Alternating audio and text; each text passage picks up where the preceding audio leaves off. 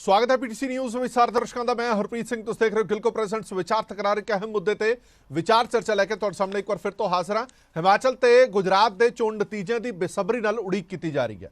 बहुत सारे लोग कह रहे हैं कि हिमाचल ते गुजरात के चोण नतीजे ने जिहड़े ये 2024 ਦੀਆਂ ਚੋਣਾਂ ਨੂੰ भी ध्यान ਦੇ ਵਿੱਚ रखे जा सकते हैं।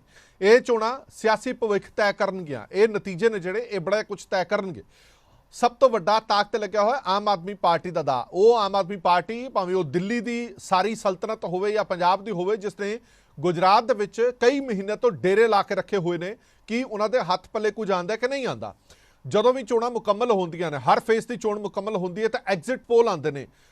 कई एग्जिट पोलों पर यकीन किया जाता है, कई तो नहीं किया जाता। जेकर स्टीकनेस की गल की जाए तो हाल ही दे पंजाब विधान सभा चोणां जिहड़ियां होईयां उन्हां दे विच जिहड़े एग्जिट पोल आए सीगे वो बहुते स्टीक नज़र आए। सारे ही एग्जिट पोल आम आदमी पार्टी की सरकार पंजाब दे विच बना रहे सीगे और लगभग उही नतीजे भी आए कि ये जिहड़े एग्जिट पोल आए ने ये भी नतीजिਆਂ ਦੇ ਵਿੱਚ तब्दील होणगे। ਵੱਡਾ सवाल ये खड़ा ਹੁੰਦਾ जेकर इन्हां एग्जिट पोलों की गल की जाए तो भाजपा का पलड़ा इन्हां एग्जिट पोल्स दे विच भारी दिखाई दे रहा है। खास तौर पर गुजरात दे विच, हिमाचल दे विच उन्होंने सख्त टक्कर कांग्रेस दे रही है। तो जित तक गल आम आदमी पार्टी की करिए तो हिमाचल च तां आम आदमी पार्टी का खाता खुलदा भी नज़र नहीं आ रहा। गुजरात दे विच कुछ क सीटां आम आदमी पार्टी लैके जा सकती है, पर बहुमत दी जे गल की जाए गुजरात दे विच तां इह कहा जा रहा है कि बीजेपी बहुमत हासिल कर सकती है और इस बार भी रिपीट है जो वज सकता है। की समीकरण बने, की समीकरण विगड़े, इन्हां तमाम गल्लां ते चर्चा करांगे। साडे नाल खास मेहमान जुड़े हुए हैं। सब तो पहला मेहमानां दे नाल जाण पछाण करा देने, फिर आपां अगे वधदे हां। प्रोफैसर मनजीत सिंह जी सियासी माहर ने, प्रोफैसर रौनकी राम जी सियासी माहर, तो प्रोफैसर मुहम्मद खालिद साहब सियासी माहर। नॉन पोलीटिकल डिबेट है क्योंकि लोगों के विच विचरते हैं। ये तिन्ने खास मेहमान चंगी पकड़ रखते हैं इलैक्शन स्ट्रैटजीज़ की। लोगों के मन पढ़न की कला जी है वो आम तौर पर कहा जाता है कि इन्होंने प्रोफैसर साहबान को हैगी है। अगे वधन तो पहला एग्जिट पोल तो एक झात पा देने ਵੱਖ-ਵੱਖ चैनल से ਵੱਖ-ਵੱਖ एजेंसियां का जिहड़ा एग्जिट पोल हिमाचल तो शुरू करांगे। हिमाचल का एग्जिट पोल की कहता है, उस तो बाद आपां चर्चा नूं अगे वधावांगे। हिमाचल चोणां का एग्जिट पोल कुल जिहड़ियां सीटां ने उस दे विचों 68 सीटां ने उहदा एग्जिट पोल आया। चैनल आज तक की कहता है भाजपा 24 तो 34, कांग्रेस 30 तो 40, आम आदमी पार्टी 0 ते आज़ाद 4 तो 8 लैके जा सकते हैं। ये कांग्रेस का पलड़ा आज तक भारी दस रहा। इस तरह नव भारत 34 तो 42 सीटां भाजपा नूं दित्तियां जा रही ने, कांग्रेस 24 तो 32 सीटां, आम आदमी पार्टी 0 ते इत्थे आज़ाद 1 तो 3 लै सकते हैं। इस तरह जी न्यूज़ की दे रहा, जी न्यूज़ पलड़ा दे रहा भाजपा का भारी 35 तो 40 सीटां भाजपा लैके जा सकती है, कांग्रेस 20 तो 25, आम आदमी पार्टी का इत्थे खाता खुलता नज़र आ रहा है। जी न्यूज़ के मुताबिक 3 सीटां ने जिहड़ियां वो लैके जा सकती है आम आदमी पार्टी। इस तरह NDTV की जेकर गल की जाए तो उन्होंने जिहड़ा चोण सर्वेखण एग्जिट पोल आया वो की कहता 32 तो 40 वड्डी बहुमत दे रहे हैं भाजपा को। 32 तो 40 सीटां जिहड़ियां वो भाजपा लैके जा सकती है हिमाचल चोणां दे विच, और कांग्रेस 27 तो 34, आम आदमी पार्टी 0 ते आज़ाद 1 तो 2 लैके जा सकते हैं। इस तरह रिपब्लिक चैनल वालों 34 तो 39 सीटां दित्तियां गईयां ने भाजपा नूं, कांग्रेस नूं 28 तो 33 ते आम आदमी पार्टी 0 तो 1 सीट ते होर 1 तो 4 सीटां। जे टाइम्स नाउ की गल की जाए तो टाइम्स नाउ 38 सीटां भाजपा नूं दे रहा, स्टीक सीटां दे रहा 38 सीटां, 28 सीटां दे रहा कांग्रेस नूं, आम आदमी पार्टी नूं 0 ते होर जिहड़े ने उन्होंने 2 सीटां दे रहा। ये ਵੱਖ-ਵੱਖ चैनलों के एजेंसियों के नाल मिल के किए गए एग्जिट पोल ने। कुल मिला के जेकर रेशो कड्ढी जाए, एवरेज कड्ढी जाए तो इस एवरेज के मुताबिक पलड़ा जिहड़ा वो भाजपा का भारी है, पर टक्कर हो सकती है, इन्ना सौखा रहने वाला नहीं है। साडा खास मेहमान जुड़े हुए शुरुआत प्रोफैसर मनजीत सिंह जी तो। प्रोफैसर मनजीत सिंह, जिन्ना सौखा बीजेपी हिमाचल सोच रही सी, मैनूं लगता कि उन्ना सौखा रहा नहीं। अंत दे विच आके पलड़ा जिहड़ा वो कांग्रेस का किते ना किते भारी रहा और टक्कर रही। जदों अज तो साल क पहला या 8 महीने पहला कहा जा रहा है कि बीजेपी रिपीट करेगी, सौखे तरीके नाल करेगी, कोई उन्होंने टक्कर देने वाला है नहीं है। पर जिवें जिवें समा बीतदा गया, इलैक्शन नेड़े आती रही, कांग्रेस मैदान के आ गई, टक्कर दित्ती है फसवी। तुहानूं की लगता है एग्जिट पोल के नतीजे हिमाचल के संदर्भ च ठीक रहणगे? देखो ये कई गल्लां उत्थे हैगियां। पहलां तो एक उन्हां दी रवायत ही है कि जिहड़े लोकां नूं जनरली विश्वास जिहा बन जांदा, एक आदत भी बन जाती है कि उत्थे लगातार इक्को सरकार 2 बारी रिपीट नहीं हुंदी, इक्को पार्टी की सरकार। तो लोग ये मतलब आम ही धारणा बनी हुई सीगी। मैं भी उत्थे गया सी, शिमले भी, होर भी थोड़ा बहुत लोगों तो पता लिया कि देखो जी ऐतकी ते कांग्रेस आ रही है। ਕੁਝ ਜਿਹੜੇ ਧਰਾਤਲ ਤੇ ਮੁੱਦੇ ਕਾਂਗਰਸ ਨੇ ਖੜੇ ਕੀਤੇ ਉਹ ਵੀ ਬੜੇ ਇੰਪੋਰਟੈਂਟ ਸੀ। ਇੱਕ ਤੇ OPS 올ਡ ਪੈਨਸ਼ਨ ਸਕੀਮ, ਉਹਨੇ ਕਾਫੀ ਉੱਥੇ, ਕਿਉਂਕਿ ਉੱਥੇ ਨੌਕਰੀ ਮੁਲਾਜ਼ਮ ਤਬਕਾ ਕਾਫੀ ਵੱਡਾ ਹੈਗਾ, ਹੋਰ ਤੇ ਉੱਥੇ ਬਹੁਤਾ ਕੋਈ ਕਾਰੋਬਾਰ ਹੈ ਨਹੀਂ ਹੈ ਹਿੱਲੀ ਏਰੀਆ ਕਰਕੇ, ਤਾਂ ਉਸਨੇ ਕਾਫੀ ਕਾਟ ਕੀਤੀ। ਇਸ ਦਾ ਕੋਈ ਵੀ ਆਪੋਜ਼ਿਟ ਕੋਈ ਉਹਨੂੰ ਕਾਟ ਕਰਨ ਲਈ ਇਹ ਦੇ ਨਹੀਂ ਸਕੇ ਬੀਜੇਪੀ ਵਾਲੇ।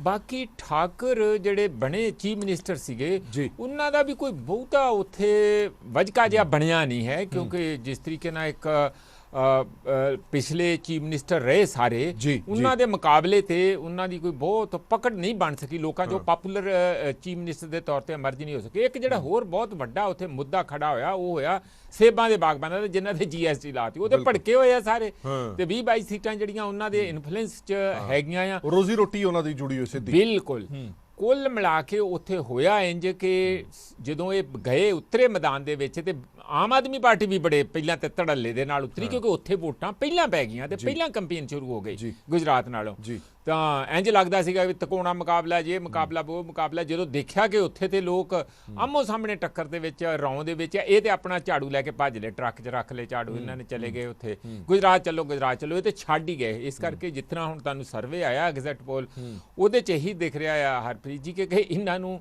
ਕੋਈ ਸੀਟ ਸ਼ਾਇਦ ਹੀ ਗਲਤੀ ਨਾਲ ਜੇ ਮਿਲ ਜੇ, ਕੋਈ ਬਹੁਤੀ ਮਿਲਣੀ ਨਹੀਂ, ਪਰ ਆਮ ਆਵਾਜ਼ ਆਵਾਮ ਦੀ ਹਿਮਾਚਲ ਦੇ ਵਿੱਚ ਜਿਹੜੀ ਹੈ ਉਹ ਹੈ ਕਿ ਕਾਂਗਰਸ ਆ ਰਹੀ ਹੈ। ਪਰ ਨਾਲ ਹੀ ਜਿਹੜੇ ਐਗਜ਼ਿਟ ਪੋਲ ਦਿਖਾ ਰਹੇ ਆ ਉਹ ਇਸ ਤਰੀਕੇ ਨਾਲ ਸਿਰਫ ਅੱਜ ਤੱਕ ਨੂੰ ਛੱਡ ਲਓ, ਬਾਕੀ ਸਾਰੇ ਦੂਜੇ ਪਾਸੇ ਦਿਖਾ ਰਹੇ ਆ। ਹੁਣ ਆਪਾਂ ਕਿਹਦੇ ਤੇ ਵਿਸ਼ਵਾਸ ਕਰੀਏ, ਲੋਕਾਂ ਦੇ ਵਿਸ਼ਵਾਸ ਕਰੀਏ ਜਾਂ ਐਗਜ਼ਿਟ ਪੋਲ ਤੇ ਵਿਸ਼ਵਾਸ ਕਰੀਏ? ਬਿਲਕੁਲ ਸਵਾਲ ਇਹੀ ਖੜਾ ਹੁੰਦਾ। ਅੱਛਾ, ਇੱਕ ਛੋਟਾ ਜਿਹਾ ਸਵਾਲ ਹੋਰ ਪੁੱਛ ਲੈਣਾ, ਫਿਰ ਮੈਂ ਅੱਗੇ ਵਧਾਂ। ਆਮ ਆਦਮੀ ਪਾਰਟੀ ਨੇ ਸ਼ੁਰੂਆਤ ਦੇ ਵਿੱਚ ਹਿਮਾਚਲ ਦੇ ਵਿੱਚ ਪੂਰੀ ਜ਼ੋਰ ਅਜ਼ਮਾਇਸ਼ ਕੀਤੀ।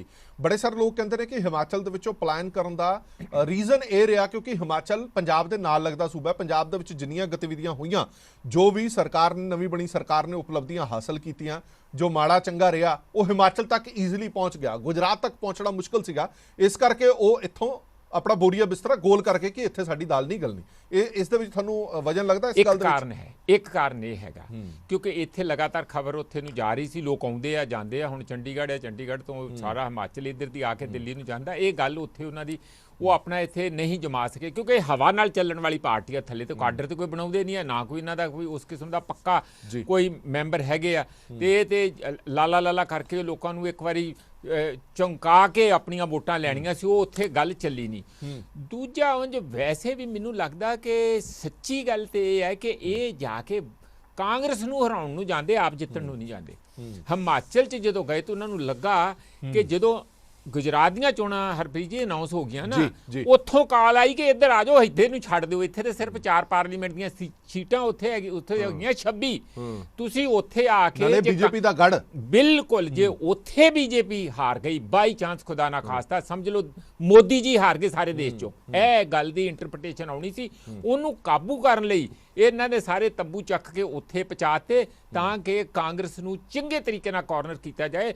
5% 10% ਜਿੰਨੀਆਂ ਵੀ ਵੋਟਾਂ ਲੈ ਕੇ ਜਾਂਦੇ ਆ, ਉਹ ਤੁਹਾਨੂੰ ਲੱਗਦਾ ਕਿ ਡੈਂਟ ਕਾਂਗਰਸ ਨੂੰ ਵੱਜਣਾ, ਉਹ ਡੈਂਟ ਕਾਂਗਰਸ ਨੂੰ ਵੱਜਣਾ ਇਹਨਾਂ ਦਾ। ਬਿਲਕੁਲ ਉਸੇ ਲਈ ਹੀ ਉੱਥੇ ਪੂਰਾ ਜੋ ਲੋਕਾਂ ਦੇ ਚ ਇਹ ਵੀ ਚਰਚਾ ਹਰਪ੍ਰੀਤ ਕਿ ਹੋ ਸਕਦਾ ਉਹਨਾਂ ਨੇ ਟੇਢੇ ਢੰਗ ਨਾਲ ਕੰਪੇਨ 'ਚ ਵੀ ਇਹਨਾਂ ਦੀ ਮਦਦ ਕੀਤੀ ਹੋਵੇ ਬੀਜੇਪੀ ਨੇ ਕਿ ਤੁਸੀਂ ਤਕੜੇ ਰਹੋ ਤਾਂ ਕਿ ਵੋਟਾਂ ਜਿਹੜੀਆਂ ਵਿਰੋਧੀ ਪਾਰਟੀ ਦੀਆਂ ਵੰਡੀਆਂ ਜਾਣ। ਚਲੋ ਠੀਕ ਹੈ, ਪ੍ਰੋਫੈਸਰ ਮੁਹੰਮਦ ਖਾਲਿਦ ਸਾਹਿਬ ਤੋਂ ਕਹਿੰਦੇ ਆ ਸਿਆਸਤ ਦੇ ਵਿੱਚ ਅਕਸਰ ਇਹ ਕਿਹਾ ਜਾਂਦਾ ਹੈ ਕਿ ਸਿਰਫ ਆਪਣੀ ਜਿੱਤ ਵੱਲ ਨਾ ਦੇਖੋ ਕਿ ਤੁਹਾਡਾ ਵਿਰੋਧੀ ਕਿੰਨੀਆਂ ਸੀਟਾਂ ਲੈ ਕੇ ਜਾ ਰਿਹਾ, ਆਪਣੇ ਵਿਰੋਧੀ ਨੂੰ ਕਮਜ਼ੋਰ ਕਿਵੇਂ ਕਰਨਾ। ਵਿਰੋਧੀ ਦਾ ਵਿਰੋਧੀ ਦੋਸਤ ਬਣਾ ਲਓ ਤਾਂ ਤੁਸੀਂ ਸੱਤਾ ਹਾਸਲ ਕਰ ਸਕਦੇ ਹੋ। ਖਾਲਿਦ ਸਾਹਿਬ ਖਾਸ ਤੌਰ ਤੇ ਹਿਮਾਚਲ ਦੀ ਜੇ ਗੱਲ ਕੀਤੀ ਜਾਵੇ, ਨਾਲ ਲੱਗਦਾ ਇਲਾਕਾ ਹੈ ਪੰਜਾਬ ਦੇ ਵਿੱਚ, ਹਾਲ ਹੀ ਦੇ ਵਿੱਚ ਪੰਜਾਬ ਦੇ ਵਿੱਚ ਨਵੀਂ ਸਰਕਾਰ ਬਣੀ ਹੈ। ਉਸ ਸਰਕਾਰ ਦੀ ਇਹ ਅਕਸਰ ਹੁੰਦਾ ਹੈ ਕਿ ਜਦੋਂ ਵੀ ਕਿਸੇ ਗੁਆਂਢੀ ਸੂਬੇ ਦੇ ਵਿੱਚ ਕੋਈ ਸੱਤਾ ਪਰਿਵਰਤਨ ਹੋਵੇ ਤਾਂ ਉਸਦੀ ਛਤਰ ਛਾਇਆ ਜਾਂ ਉਹਦਾ ਪ੍ਰਭਾਵ ਹੈ ਜਿਹੜਾ ਉਹ ਗੁਆਂਢੀ ਸੂਬਿਆਂ ਤੇ ਪੈਂਦਾ ਹੀ ਪੈਂਦਾ। ਹਿਮਾਚਲ 'ਚ ਅਜਿਹਾ ਪ੍ਰਭਾਵ ਕਿਉਂ ਨਹੀਂ ਹੋ ਪਾਇਆ? ਜੀ ਦੇਖੋ ਇਦਾਂ ਹੈਗਾ, ਇੱਕ ਤਾਂ ਹੈਗਾ ਜਿੱਥੇ ਤੱਕ ਬੀਜੇਪੀ ਦਾ ਸਵਾਲ ਹੈ ਹਿਮਾਚਲ ਦੇ ਵਿੱਚ, ਹਿਮਾਚਲ ਦੇ ਵਿੱਚ ਉਸ ਤਰ੍ਹਾਂ ਦਾ ਧੁਰਵੀਕਰਨ ਨਹੀਂ ਕੀਤਾ ਜਾ ਸਕਦਾ ਜਿਵੇਂ ਯੂਪੀ ਦੇ ਵਿੱਚ ਜਾਂ ਗੁਜਰਾਤ ਦੇ ਵਿੱਚ ਜਾਂ ਦੂਸਰੀ ਜਗ੍ਹਾ ਕਰਦੀ ਹੈ ਬੀਜੇਪੀ। ਇੱਥੇ ਜਿਹੜਾ ਹੈਗਾ ਸੱਤਾ ਪਰਿਵਰਤਨ ਹੁੰਦਾ ਰਹਿੰਦਾ, ਕਦੇ ਕਿਸੇ ਦੀ ਸਰਕਾਰ ਕਦੇ ਕਿਸੇ ਦੀ ਸਰਕਾਰ। ਆਮ ਆਦਮੀ ਪਾਰਟੀ ਨੇ ਕੋਸ਼ਿਸ਼ ਕੀਤੀ, ਲੇਕਿਨ ਆਮ ਆਦਮੀ ਪਾਰਟੀ ਦਾ ਇੱਕ ਏਜੰਡਾ ਜਿਹੜਾ ਸੀਗਾ ਉਹ ਕਾਂਗਰਸ ਨੇ ਹਾਈਜੈਕ ਕਰ ਲਿਆ, ਉਹ ਸੀਗਾ 올ਡ ਪੈਨਸ਼ਨ ਸਕੀਮ ਦਾ। ओल्ड पेंशन स्कीम क्योंकि कांग्रेस ने प्रॉमिस कर ली और हिमाचल ਦੇ ਵਿੱਚ ਗਵਰਨਮੈਂਟ EMPLOYEES ਦੀ ਤਾਦਾਦ ਜਿਹੜੀ ਹੈਗੀ ਕਾਫੀ ਜ਼ਿਆਦਾ ਹੈ। ਤਕਰੀਬਨ ਹਰ ਘਰ ਦੇ ਵਿੱਚ ਇੱਕ ਸਰਕਾਰੀ EMPLOYEE ਹੈ ਉੱਥੇ। ਉਹਦੀ ਵਜ੍ਹਾ ਕਰਕੇ ਹਰ ਇੱਕ ਵਿਅਕਤੀ ਨੂੰ, ਹਰ ਇੱਕ ਪਰਿਵਾਰ ਨੂੰ ਇਹ ਚੀਜ਼ ਇਫੈਕਟ ਕਰਦੀ ਸੀਗੀ। ਤਾਂ ਆਮ ਆਦਮੀ ਪਾਰਟੀ ਨੇ ਦੇਖਿਆ ਕਿ ਇੱਥੇ ਗੱਲ ਨਹੀਂ ਬਣ ਰਹੀ, ਹਾਲਾਂਕਿ ਉਹਨਾਂ ਨੇ ਟਰਾਈ ਕੀਤੀ। ਹੋ ਸਕਦਾ ਇਸ ਕਰਕੇ ਕੀਤੀ ਹੋਵੇ ਕਿ ਅਸੀਂ ਆਪਣੀ ਪ੍ਰੈਜ਼ੈਂਸ ਹੀ ਸਿਰਫ ਦਰਜ ਕਰਨੀ ਹੈ। ਸੀਰੀਅਸਲੀ ਇਲੈਕਸ਼ਨ ਅਸੀਂ ਜਿਹੜਾ ਹੈਗਾ ਗੁਜਰਾਤ ਚ ਲੜਾਂਗੇ, ਲੇਕਿਨ ਥੋੜੀ ਦੇਰ ਕੰਮ ਕਰਨ ਤੋਂ ਬਾਅਦ ਉਸ ਤੋਂ ਬਾਅਦ ਜੀ ਹਿਮਾਚਲ ਦੇ ਵਿੱਚ ਇਹ ਕਾਂਗਰਸ ਤੇ ਬੀਜੇਪੀ ਦੇ ਵਿਚਕਾਰ ਹੀ ਹੈ। ਕੋਈ ਜ਼ਿਆਦਾ ਉਹਨਾਂ ਨੂੰ ਉੱਥੇ ਹੁੰਗਾਰਾ ਨਹੀਂ ਮਿਲਿਆ, ਇਸੇ ਕਰਕੇ ਉਹਨਾਂ ਨੇ ਸਾਰਾ ਕਨਸੈਂਟਰੇਸ਼ਨ ਜਿਹੜਾ ਸੀਗਾ ਉਹ ਗੁਜਰਾਤ ਦੇ ਵਿੱਚ ਕਰਤਾ। ਹਿਮਾਚਲ ਦੇ ਵਿੱਚ ਅਗਰ ਦੁਬਾਰਾ ਸਰਕਾਰ ਬਣਾ ਲੈਂਦੀ ਹੈ ਜੀ, ਜਿਵੇਂ ਕਿ ਕਈ ਸਰਵੇ ਦੱਸ ਰਹੇ ਆ, ਤਾਂ ਇਹ ਬਹੁਤ ਵੱਡੀ ਜਿੱਤ ਬੀਜੇਪੀ ਦੀ ਹੋਏਗੀ। ਲੇਕਿਨ ਅਗਰ ਕਾਂਗਰਸ ਸਰਕਾਰ ਬਣਾਉਂਦੀ ਹੈ ਤਾਂ ਉਹੀ ਟ੍ਰੈਡੀਸ਼ਨਲ ਚੱਲੇਗਾ ਕਿ ਕਦੇ ਇੱਕ ਦੀ ਸਰਕਾਰ ਕਦੇ ਦੂਜੇ ਦੀ ਸਰਕਾਰ। ਦੂਸਰੀ ਗੱਲ ਇਹ ਹੈਗੀ ਹੈ ਕਿ ਜ਼ੋਰ ਜਿਹੜਾ ਹੈਗਾ ਹਿਮਾਚਲ ਦੇ ਵਿੱਚ ਵੀ ਨਰਿੰਦਰ ਮੋਦੀ ਔਰ ਅਮਿਤ ਸ਼ਾਹ ਉਹਨਾਂ ਸਾਰਿਆਂ ਦੇ ਕੈਂਪੇਨ ਇੱਥੇ ਵੀ ਉਨੀ ਕੀਤੀ ਹੈ ਔਰ ਉਨੀ ਹੀ ਕੈਂਪੇਨ ਜਿਹੜੀ ਹੈਗੀ ਹੈ ਗੁਜਰਾਤ ਦੇ ਵਿੱਚ ਤਾਂ ਖੈਰ ਉਹਨਾਂ ਦਾ ਗੜ ਹੈ, ਉਹਨਾਂ ਨੇ ਕੈਂਪੇਨ ਕਰਨੀ ਸੀਗੀ ਜੀ। ਇਸ ਕਰਕੇ ਹਿਮਾਚਲ ਦੇ ਜਿਹੜੇ ਹੈਗੇ ਆ ਨਤੀਜੇ ਉਹਦੇ ਵਿੱਚ ਕਾਂਗਰਸ ਬਿਲਕੁਲ ਨੈਕ ਐਂਡ ਨੈਕ ਹੋ ਸਕਦੀ ਹੈ ਜਾਂ ਥੋੜਾ ਬਹੁਤ ਨੀਚੇ ਰਹਿ ਸਕਦੀ ਹੈ। ਲੇਕਿਨ ਇਹ ਨਹੀਂ ਹੈ ਕਿ ਕਾਂਗਰਸ ਨੂੰ ਕੋਈ ਓਵਰਵੈਲਮਿੰਗ ਮੈਜੋਰਿਟੀ ਮਿਲ ਜਾਏਗੀ ਜਾਂ ਈਵਨ ਬੀਜੇਪੀ ਨੂੰ ਕੋਈ ਓਵਰਵੈਲਮਿੰਗ ਮੈਜੋਰਿਟੀ। ਖਾਲਿਦ ਸਾਹਿਬ ਜਿਹੜੀਆਂ 2-4 ਸੀਟਾਂ ਕਿਸੇ ਵੀ ਸੂਬੇ ਦੇ ਵਿੱਚ ਇਲੈਕਸ਼ਨ ਹੁੰਦੀ ਹੈ ਤਾਂ 2-4 ਸੀਟਾਂ ਜਿਹੜੀਆਂ ਉਹ ਆਜ਼ਾਦ ਉਮੀਦਵਾਰ ਲੈ ਜਾਂਦੇ ਹੁੰਦੇ ਆ। ਤੁਹਾਨੂੰ ਲੱਗਦਾ ਕਿ ਇਸ ਵਾਰ ਹਿਮਾਚਲ ਦੇ ਵਿੱਚ ਖਾਸ ਤੌਰ ਤੇ ਜੇ ਆਜ਼ਾਦ ਉਮੀਦਵਾਰ ਜਿੱਤਦੇ ਨੇ ਤਾਂ ਉਹ ਕੁਝ ਪ੍ਰਭਾਵਿਤ ਕਰ ਸਕਦੇ ਨੇ ਇਲੈਕਸ਼ਨ ਨੂੰ? ਦੇਖੋ ਇਦਾਂ ਹੈ ਕਿ ਆਜ਼ਾਦ ਉਮੀਦਵਾਰ ਜਾਂ ਜਿਹੜੇ ਰੈਬਲਸ ਹੈ ਉਹ ਬੀਜੇਪੀ ਦੇ ਵੀ ਹੈ ਔਰ ਕਾਂਗਰਸ ਦੇ ਵੀ ਹੈ। ਇਸ ਕਰਕੇ ਉਹਦੇ ਵਿੱਚ ਅਗਰ ਦੋਨਾਂ ਪਾਰਟੀਆਂ ਦੇ ਵਿੱਚੋਂ ਕੋਈ ਵੀ ਪਾਰਟੀ ਥੋੜਾ ਬਹੁਤ ਘੱਟ ਰਹੇਗੀ ਤਾਂ ਉੱਥੇ ਹਾਰਸ ਟ੍ਰੇਡਿੰਗ ਹੋਏਗੀ।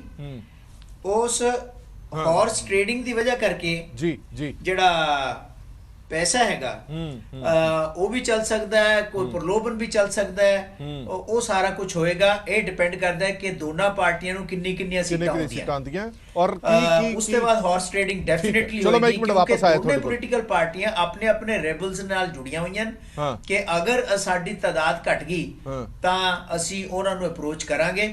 ਇਸੇ ਕਰਕੇ ਤੁਸੀਂ ਦੇਖਿਆ ਹੋਊਗਾ ਚੀਫ ਮਿਨਿਸਟਰ ਬਜਾਏ ਇਸ ਦੇ ਕਿ ਆਪਣੇ ਕੰਸਟੀਚੁਐਂਸੀ ਦੇ ਵਿੱਚ ਵੋਟਾਂ ਦੀ ਗਿਣਤੀ ਦੇਖੇ, ਉਹ ਆਪਣੇ ਸ਼ਿਮਲੇ ਦੇ ਵਿੱਚ ਬੈਠ ਕੇ ਸਾਰੀ ਚੀਜ਼ ਨੂੰ ਆਬਜ਼ਰਵ ਕਰਨਗੇ ਤਾਂ ਕਿ ਜਿਹੜੇ ਰੈਬਲਸ ਹੈ ਉਹ ਅਗਰ ਕਿਤੇ ਜਿੱਤਦੇ ਦਿਖੇ ਔਰ ਇਹਨਾਂ ਦੀ ਗਿਣਤੀ ਮੈਜੋਰਿਟੀ ਤੋਂ ਘੱਟ ਰਹੀ ਤਾਂ ਉਹਨਾਂ ਨੂੰ ਸੰਪਰਕ ਕਰਕੇ ਕਿਸੇ ਤਰੀਕੇ ਦੇ ਨਾਲ ਆਪਣੇ ਨਾਲ ਲਿਆ ਕੇ ਸਰਕਾਰ ਬਣਾਉਣ ਦੀ ਕੋਸ਼ਿਸ਼ ਕੀਤੀ ਜਾਵੇ। ਪ੍ਰੋਫੈਸਰ ਰੌਣਕੀ ਰਾਮ ਜੀ ਕੋਲ ਚੱਲਦੇ ਕਰ ਰਹੀ ਹੈ, ਬੀਜੇਪੀ ਵੀ ਕਰ ਰਹੀ ਹੈ। ਠੀਕ ਹੈ ਪ੍ਰੋਫੈਸਰ ਰੌਣਕੀ ਰਾਮ ਜੀ।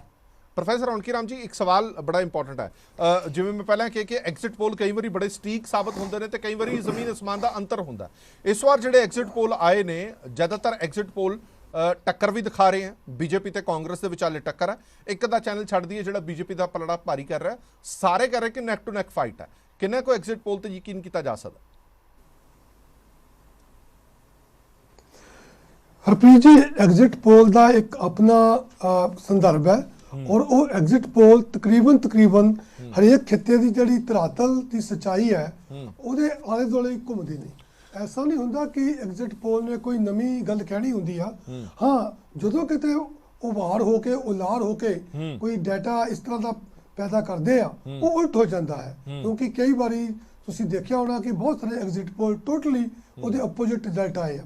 ਪੰਜਾਬ ਦੇ ਵਿੱਚ ਐਗਜ਼ਿਟ ਪੋਲ ਦਾ ਰਿਜ਼ਲਟ ਜਿਹੜਾ ਸੀਗਾ ਉਹ ਧਰਾਤਲ ਤੇ ਜੋ ਰਿਜ਼ਲਟ ਆਏ ਆ ਉਹਦੇ ਨਾਲ ਮੇਲ ਜੋਲ ਤਾਂ ਖਾਂਦਾ ਸੀਗਾ ਕਿ ਪੰਜਾਬ ਵਿੱਚ 10 ਸਾਲ ਅਕਾਲੀ ਦਲ, 5 ਸਾਲ ਕਾਂਗਰਸ, ਉਸ ਤੋਂ ਪਹਿਲਾਂ ਵੀ ਇਹਨਾਂ ਦੀ ਦੁਪੋਲੀ, ਕਦੀ ਕਾਂਗਰਸ ਕਦੀ ਅਕਾਲੀ, ਲੋਕਾਂ ਨੂੰ ਇਹਨਾਂ ਤੇ ਤੋਂ ਕਾਫੀ ਬੇਮੁਖ ਹੋ ਚੁੱਕੇ ਸਨ।